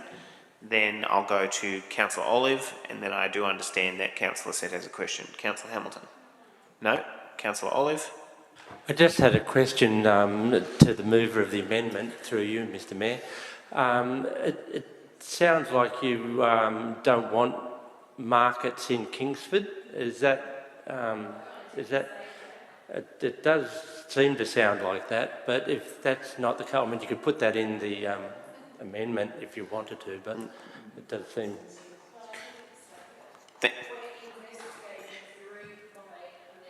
Okay. Look, I will allow it. Councillor Olive, you need to turn your microphone off. My amendment states that we're currently reviewing. There's a review into markets in the LGA, in the whole LGA, and that we are encouraging people to buy and shop local, and that the report will be investigating where markets can go and what is suitable. And in my little talk to my motion, I did say that Chamber of Commerce wanted that car park back, and I think Councillor Bowen and I put through a motion to get some compensation money back from all the light rail works people for our repairs that we had to do to it. So they want that for their businesses, And I did say that we could have markets there, not on a every Sunday or every weekly basis, but markets that are appropriate to be there at appropriate times. So I'm not against markets being at Kingsford at all, but I would like the report to come back to tell us what kind of markets, what we should be doing, and what is appropriate and suitable. Thank you. Councillor Said had a question, then I have a hand up from Councillor Veach. I could be wrong here, but reading the amendments, I think the only one that's left that we haven't actually included in a little bit of changing wording is probably E. So, what I'm virtually saying is, I think we're getting to the point where this is nearly exactly the same as the motion we just voted against. You're getting very close. Is there a rule about that in the meeting practice that if you, all really is it like a double negative type of thing? We're actually putting up the same motion. Look, it was an amendment. Because D is 4, C is in now, no, B is in now 3, investigate night markets is up there. So the only thing we haven't got yet is the October 22 and the first one. Councillor Said I do accept. No, I do accept that as an observation. The only thing which I would say is the difference between the amendment and the original motion was that the original motion committed us to a course of action relating to Rotary and the Kingsford car park site. This particular one does not. So they are substantively different. However, I do acknowledge that they are getting rather close with the suggestion of incorporating of certain items. I had a hand up from Councillor Veach. I'll support the amendment, which, as Councillor Said, as observed, is largely the same, other than the fact that it doesn't refer to having them receiving a report. Look, councillors, it's a little bit of a shame. Look, there's councillors here who put up motions, you know your area, and you put up motions in support, and often is about receiving a report. And all my motion was doing was calling for a report. Didn't commit us to any action. It suggested some, but it did not commit, simply called for a report. And I have supported significant expenditure on actions, not even just reports, on actions to improve local centres and town centres across this LGA. I don't sit there voting against this or that because it's not in my ward, it's not in West Ward. It's ridiculous. Thank you. Councillor Hamilton, could you please outline your point of order? Point of order. Councillor Veach is basically crying foul that her motion was voted down and making accusations that I don't think have anything to do with the motion or the debate that we're currently having. What I will do is I will say that there is no point of order. However, I will remind Councillor Veach to remain relevant to the motion in front of us. That's fine. This area is serviced by a significant amount of parking. So to have a market there once a month, or once every 3 months, half a day, once a month or every 3 months is not going to significantly impact on the parking in that area. It's only 4-hour parking anyway. There is parking all down the between Anzac Parade. Councillor Veach, I do need to take the point of order. Councillor Hamilton. Point of order. Councillor Veach is still speaking to the original motion that was already voted down. So the car park situation for the Rotary market option was taken out, but the Rotary possibility and suitable locations has been included in Councillor Luxford's amended motion. So I don't know why we're going back in time to debate the original motion. Look, Councillor Hamilton does have a point. I will once again, however, allow you to continue, Councillor Veach, but I do think that you do actually have to be relevant to the motion in front of us, not the one which was lost. Pardon me, I think it is, parking is relevant. It's a big issue. And wherever the market goes, we're going to have to consider parking. It doesn't matter if it's in Kingsford or Maroubra or Randwick or wherever it is, parking will be something we have to consider. And this area, other than perhaps Heffron Park, which is nowhere near any kind of good public transport at all, everyone will have to drive to Heffron Park. That is exactly what will happen if that goes to Councillor Heffron. Hamilton, Councillor Veitch needs to be held in silence. Thank you. So any report is going to have to consider parking. I'm not against it, as I said, markets at Heffron Park or wherever, it will probably end up there, but it's not serviced by public transport, and we should be considering market type activities where there is public transport, where there is parking, and where it's not going to impact on local residents, and ideally where it's also going to support local businesses. And we should be actually looking to put our funds to support local businesses, areas that are struggling. And any time there's some kind of, there are particular areas in our LGA where actually local residents don't want more activity. And every time we get reports about creating more activity in these certain areas, we get residents coming to speak against it. Here we have the opposite. We have a lot of people wanting to reinvigorate this area. So I will support the amendment, but it will be very disappointing if Kingsford is not considered, and I just don't understand why, other than that there is a significant stakeholder in that area who may have expressed opposition. A significant stakeholder who perhaps wants that parking.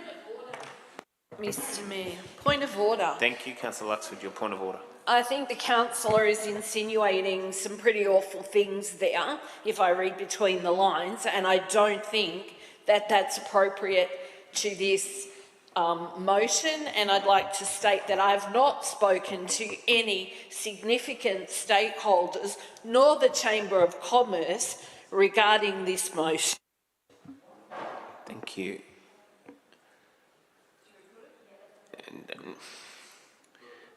I actually have two councillors who've sought to speak. I have Councillor Burst and then Councillor D'Souza. Councillor Burst. Thank you. I would like to suggest that we receive a report no later than October 22 council meeting. And when I talk about that as well, I think what's important here is that we say that local shops may not want markets, but if someone's going to a market, that generally translate, and those people spread out in the community around that. So it'll actually help invigorate businesses in the Kingsford area as well, having a markets once a month in this location. Also, it's a fantastic transport hub. You've got light rail there. You've got the fast transport buses from Coogee, from La Perouse going straight to that point. So it's the centre hub. So you've got all these transport networks supporting these, if we had a market there, it'd be fantastic.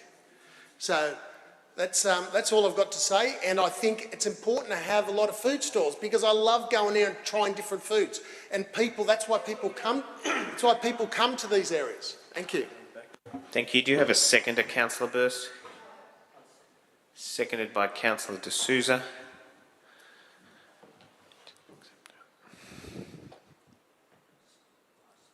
Just accept it.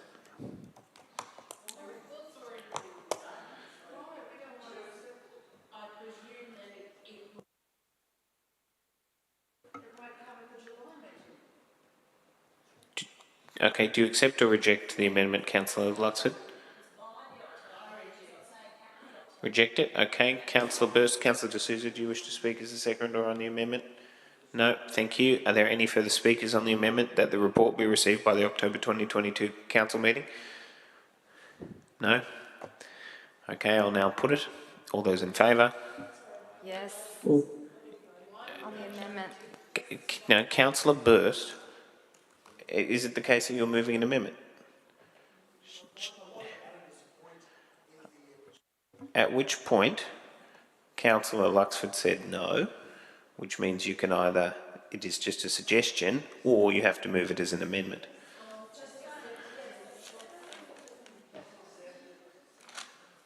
Can I just confirm?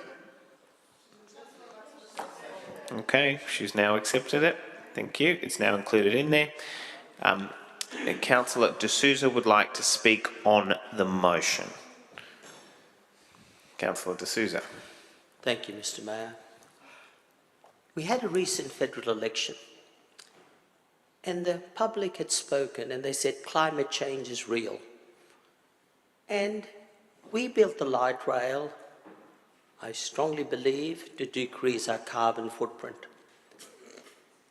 Now the fact is, as was pointed out by Councillor Burst, he stole my thunder, this is a transport hub. A great location for markets. Others have pointed out once a month is good.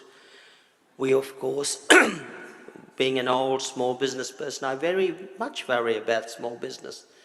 But markets attract people. But coming back to the actual motion, I think it's really important. There aren't many places in Randwick City where we can have effective markets. So this is a great location, firstly. Secondly, it decreases our carbon footprint because we discourage people from driving there because we're using up the car space, yes. But in doing so, we're also helping nature. Now, the third point I make is the particular organisation who may manage these markets, by the monies they collect, they do wonderful work to help those most in need, those most vulnerable. So it's a win-win for the community. The win-win for small business because the markets will attract new people to come and look at their businesses. And thirdly, it decreases our carbon footprint and makes a statement, which was reiterated at our federal election, that climate change is real. And those that ignore it, let them do it at their own peril. Thank you, Mr. Mayor. Thank you. There being no further speakers, Councillor Luxon to close it? No? Okay. All those in favour? All those against? Declare that carried. Thank you. We now go to NM 34/22, notice of motion from Councillor Burst to investigate a new bus shelter on the eastern side of Anzac Parade at Little Bay. Do I have a seconder? Seconded by Councillor D'Souza. Councillor Burst. Many local community members have approached me about doing something in this area. With the fast rapid bus network we have with the 390 running through Little Bay, and then other buses like the 392 terminating at the Little Bay complex, it allows local residents to move very quickly onto another bus all the way out to La Perouse. But in saying that, we have 4 seasons, we have different weather conditions, so I think it's important to have some shelter for them, to either shelter from the sun or to shelter from the rain, and to be allowed to wait there for several minutes as that Rapid Transport 390X bus comes racing down to pick them up to take them out to La Perouse. So the motion is that Council investigate the installation of a bus shelter on the eastern side of Anzac Parade at Little Bay, which is just before the Matt Moran nursing home, if you're familiar with that area, just at the end of the second roundabout. And the Council will report outlining a feasibility, including costs and funding options. Although Little Bay bus stop has never had a shelter on the eastern side, this is an opportunity to right some wrongs and allow for residents to feel safe against weather, to be able to sit there, to wait for 1 or 2 minutes as their Rapid Transport 390X bus comes rattling up the road as they terminate on other buses. So I ask for your support in supporting this motion. I think it's great for our community, and it's what the local residents want, and that's what we've been elected to do, is look after our local residents. So thank you. Councillor D'Souza is the seconder. Thank you, Mr. Mayor. As I said earlier, climate change is real. Now, we have increased our carbon footprint. I won't get into the debate of fossil fuels, etc. But nature, I believe, is now getting revenge on us. We have heavy rain, we have bushfires, we have natural disasters. We can't control them. But now that we've created this monster, we need to offer our residents shelter. Shelter is enshrined in the United Nations Human Rights Constitution. Shelter is very important.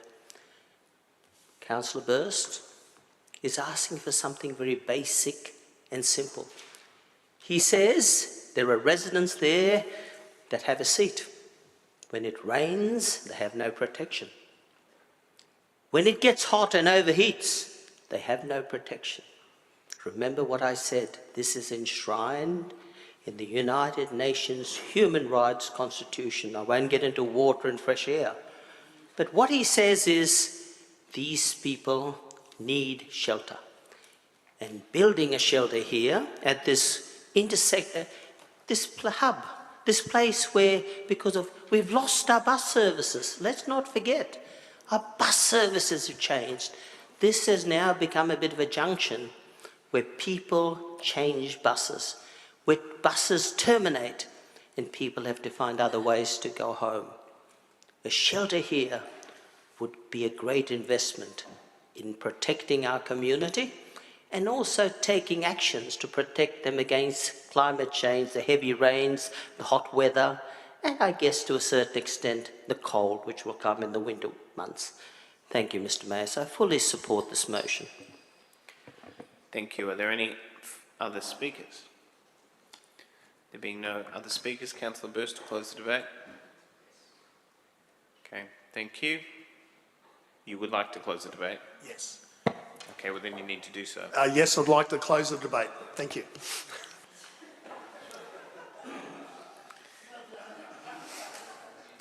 All those in favour? All those against? Declare that carried. We now move to NM 35/22, notice of motion from Councillor Pandolfini, removal of significant weed infestation at Fred Hollows Reserve. Moved Councillor Pandolfini, seconded Councillor Nielsen.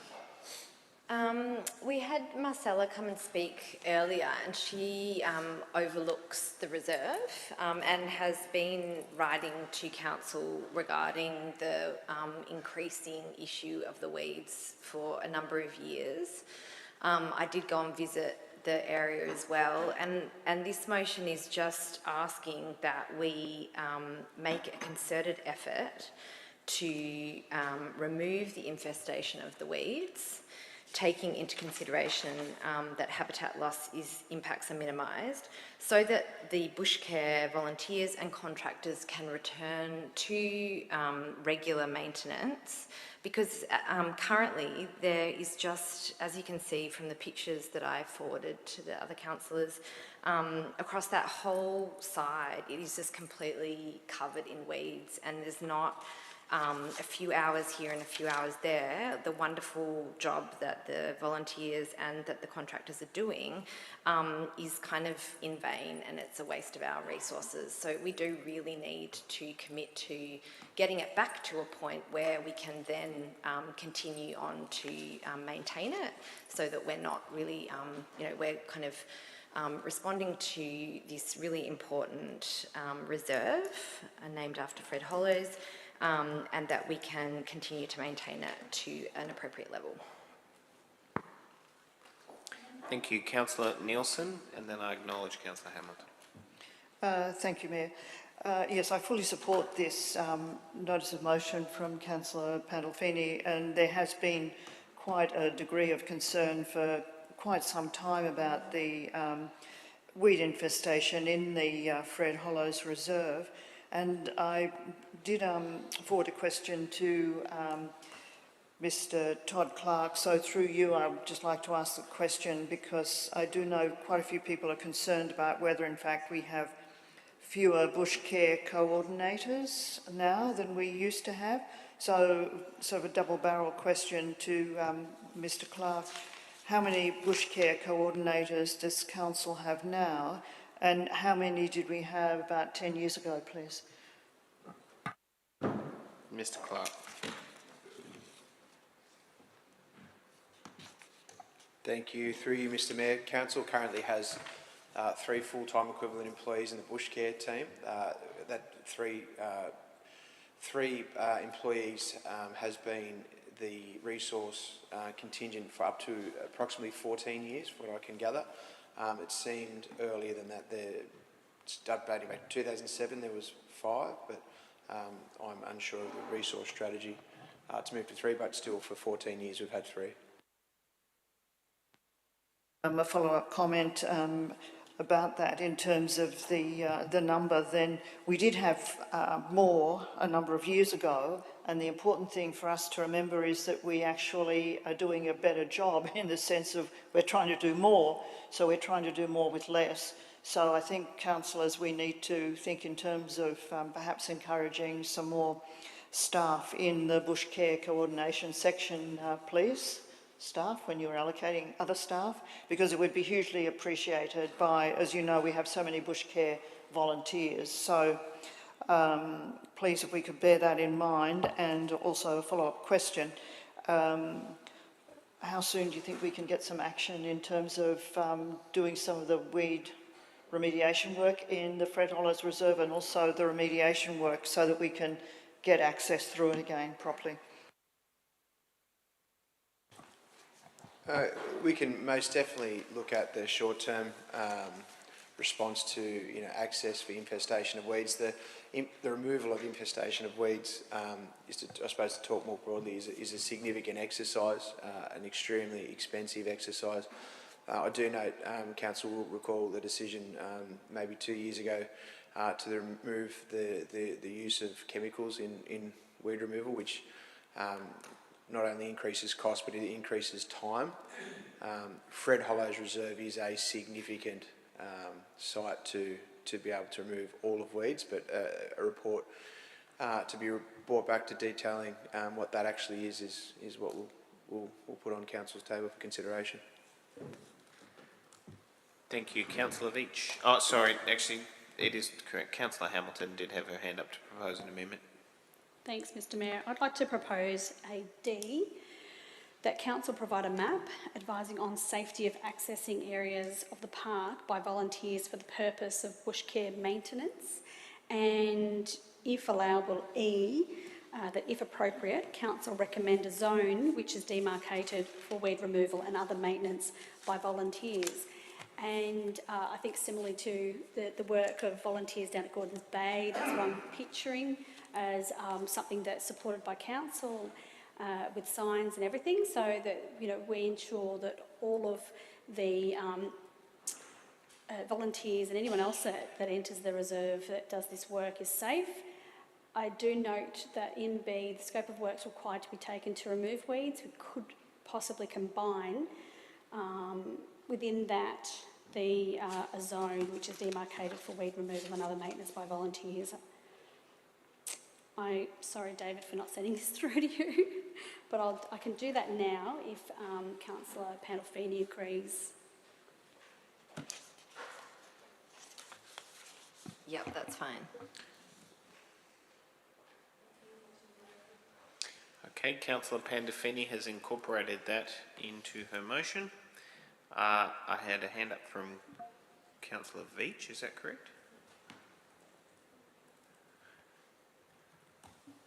Just very quickly, I just wanted to check in point B that any works would be sort of non-chemical removal, whether Councillor Pandolfini wanted to specify that.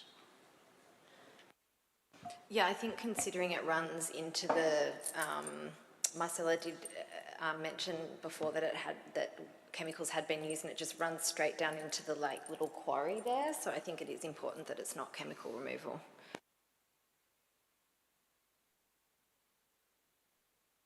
So if we can add that in there too, that would be great.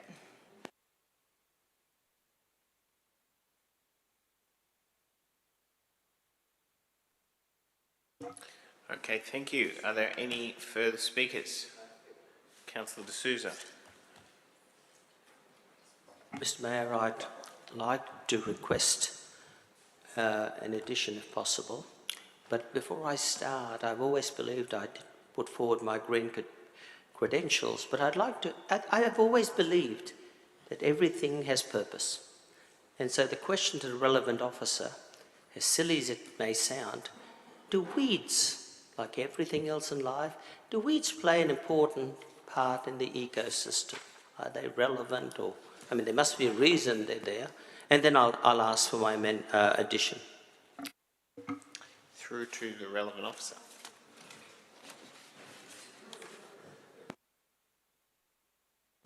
Thank you. Through you, Mr. Mayor, weeds do play an important role in some cases. Thank you. Now, sorry, sir, I now ask, I expand on that thought. So we heard something really important. Weeds play an important part in the ecosystem. So what I would ask the mover, is it, of the motion, if we can get a report done. It's always good to get a report, an investigation, to find out a balanced view. Because there's some assertions made here which worry me. Weeding and, I wish sometimes I have all my glasses 24/7. Weeding and replacing has been neglected over the past decade due to insufficient funding and priority. Now, where does a statement like that come from? Where is the evidence to support such an assertion? It is an attack on council. So anyway, before Councillor Nielsen jumps up, I need to say, I would ask the mover, if she'll accept, requesting a report to be done on this and solutions found how we can address this concern of our residents in a very professional and right way. Thank you, Mr. Mayor. Thank you. Are you closing the debate, Councillor Pandolfini? Yeah, I'm just rejecting that we do what we just did before and create, add things in that are already there. Not accepted. Yeah. Cool, thank you. Are you closing the debate, Councillor Pandolfini? Yeah, I would like to close the debate. Thank you. Yeah, if you visit the ward, which I would encourage you to do, to go and have a look at it, it's not, the weeds aren't working in, it is an entire infestation, and I'm just asking for a report to come back on a better servicing arrangement and timeline so that it can go back to just regular maintenance that, will be able to be done without an unbelievable infestation of weeds. Thank you.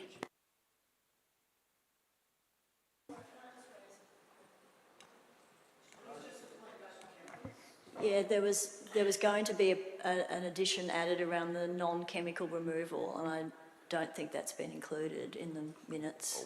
I actually have to clarify that with the mover of the motion. Is the motion as presented there what you intend on moving? Oh yeah, I did ask David to add in that it's non-chemical removal. Yeah. Thanks. Can I just clarify where that is, just for Mr. Kelly's? That's fine, okay. The debate now being closed, there being no further speakers, I will now put the motion. All those in favour? Aye. All those against? Declare that carried. Thank you, councillors. We now move to NM 36/22, notice of motion from Councillor Pandolfini investigating using Randwick Town Hall and Barrett House for arts and culture activities. Councillor Pandolfini, do I have a seconder? Seconded by Councillor Nielsen. Councillor Pandolfini. Thank you. I had the pleasure when I got onto council to go around to all of the buildings and upcoming arts and culture spaces, which was really exciting. And two of them specifically did spark my interest, including the Randwick Town Hall and Barrett House, because of the underuse of both of those spaces at the moment. And I think with the arts and culture, the creative culture grants that we have very excitingly implemented, these types of spaces are ones that can be used and can be proposed to do projects in. I think the more events that we have, or small exhibitions or cultural activities that we have, the more great documentation that we're going to have, and the more we can put forward to state and federal for funding for more arts and culture once we have our bigger museums implemented down the track. So I think in terms of getting things moving, it would be great to investigate whether these two spaces can be used, and it would be really interesting to see what the staff thought about these two spaces. Councillor Nielsen. I just very strongly support this motion, and that we should get a very constructive report back, I would hope, because I think the points that have been identified, particularly in relevance to the town hall, the temporary and movable walls and the sufficient lighting to allow for the mounting and exhibition of artwork, and then the slides that Councillor Pandolfini showed us of an example of where this is actually done, and one of the places is the town hall in Fitzroy in Melbourne, where I've been to also, and it's amazing what a difference it makes and how many exhibitions that you can hold. So I think that's fantastic, and certainly Barrett House, it is underutilised at the moment and would be really good if we could use it more creatively. So I fully endorse this notice of motion. Look forward to the report that we get back, and hopefully we get back something very positive with some great ideas of going forward, and also not too expensive for people to actually use the space. That's just a hint. Thank you. Thank you. Are there any further speakers? I have a hand up from Councillor Veach, then Councillor Said. So just sorry for my list, there was some movement down the front. So I have Councillor Veach, Councillor Said. Okay, thank you. Councillor Veach. I'd just like to commend Councillor Pandolfini for this motion. We do have a lot of underutilised spaces, and there's a really strong demand.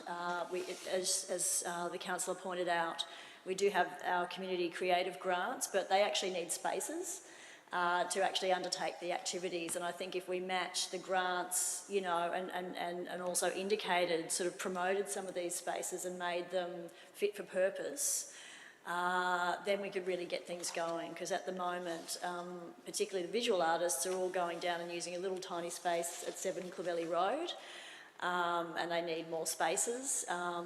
Town hall would also be great to have some performances, so I hope it can be sort of kept a little bit flexible. And 100% agree, like, most of our spaces could be so much more better utilised, that there is a very strong argument for reducing some of the rents on these community spaces. We could probably not lose money. We'd end up with the same overall income and just have more people using them. So it's a great motion, and I hope it'll be supported. Thank you. Councillor Sid. Mr Mayor, I also commend Councillor Pandolfini on this motion, and actually the highlighted graph on the back page of the underutilisation of some of our buildings, and I realise that in the arts and culture portfolio, in the terms of reference, one of their terms of reference is to increase the number of places by 20% that are available to people to participate in art and culture by 2031. I've got a question with that. If that arts and culture decide that to utilise these buildings more, it comes into a matter of fees and charges, are they allowed to adopt new fees and charges, or is that against? How does that going to work? Through to the relevant officer. Through Mr Mayor, generally new fees and charges do have to be advertised in accordance with the timeframes of the fees and charges document. It would be up to council as to whether a decision was made to subsidise any of those charges that were advertised in the fees and charges. So just wondering, because I just would like to see these buildings utilised a lot more. So if the Arts and Culture Committee decides that they need to do basically fees and charges are the hindrance to being utilised, do they have to come to council every time, or do they go to ask for grants through the Community Connect? Or I suppose that's a decision they'll have to make, but do they have any, so in other words, you've answered my question, they've got no say in the fees and charges, so they'll have to go to the Community Connect every time that they want to give a discount to someone who wants to use these buildings. Is that probably correct? Through Mr Mayor, Council has a number of options in relation to subsidising particular groups, whether that be through the community investment program or whether that be in regards to setting a special fee or charge. Whilst Council typically sets its whole fees and charges at budget time, and that is advertised with the operational plan, Council can set a fee or a charge at any particular time or amend a fee or charge at any particular time during the year, but it does just have to give the same 28-day notice for that fee or charge.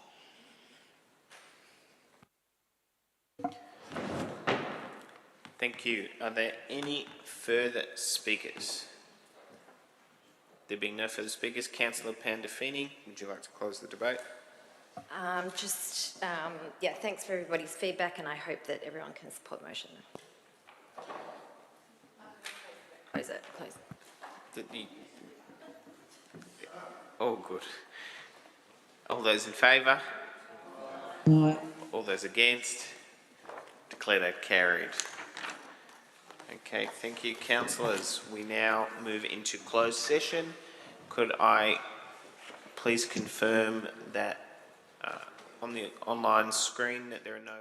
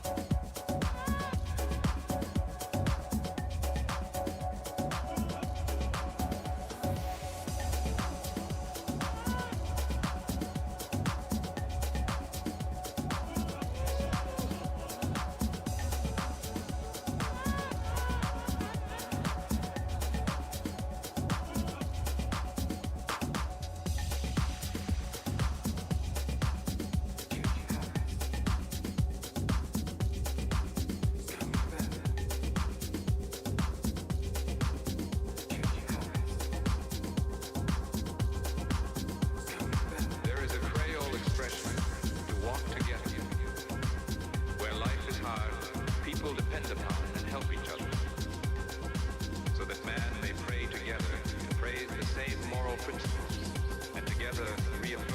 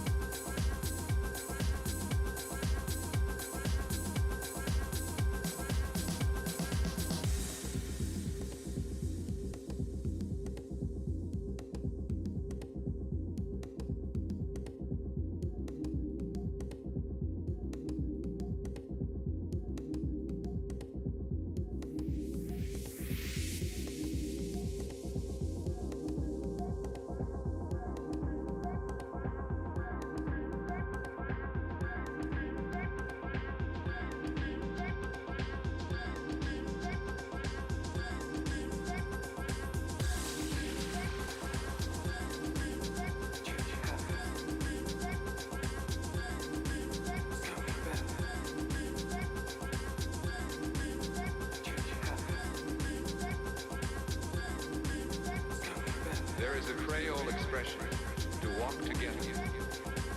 Where life is hard, people depend upon and help each other, so that man may pray together to praise the same moral principles, and together reaffirm.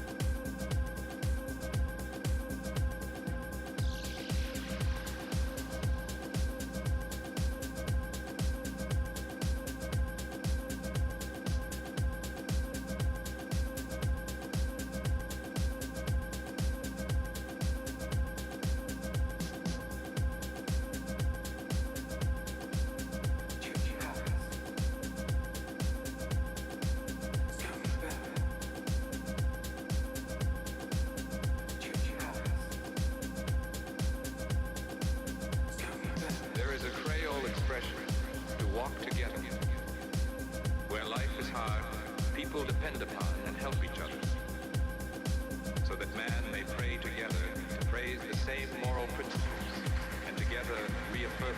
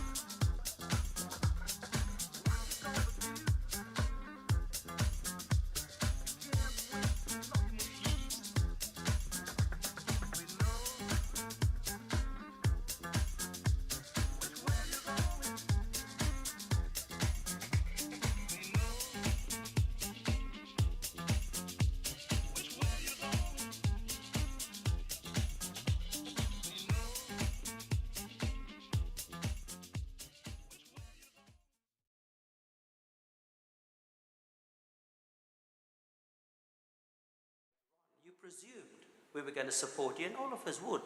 But that concerns me because that shows a little bit of arrogance, because you're assuming we're going to vote on items which we haven't even voted on.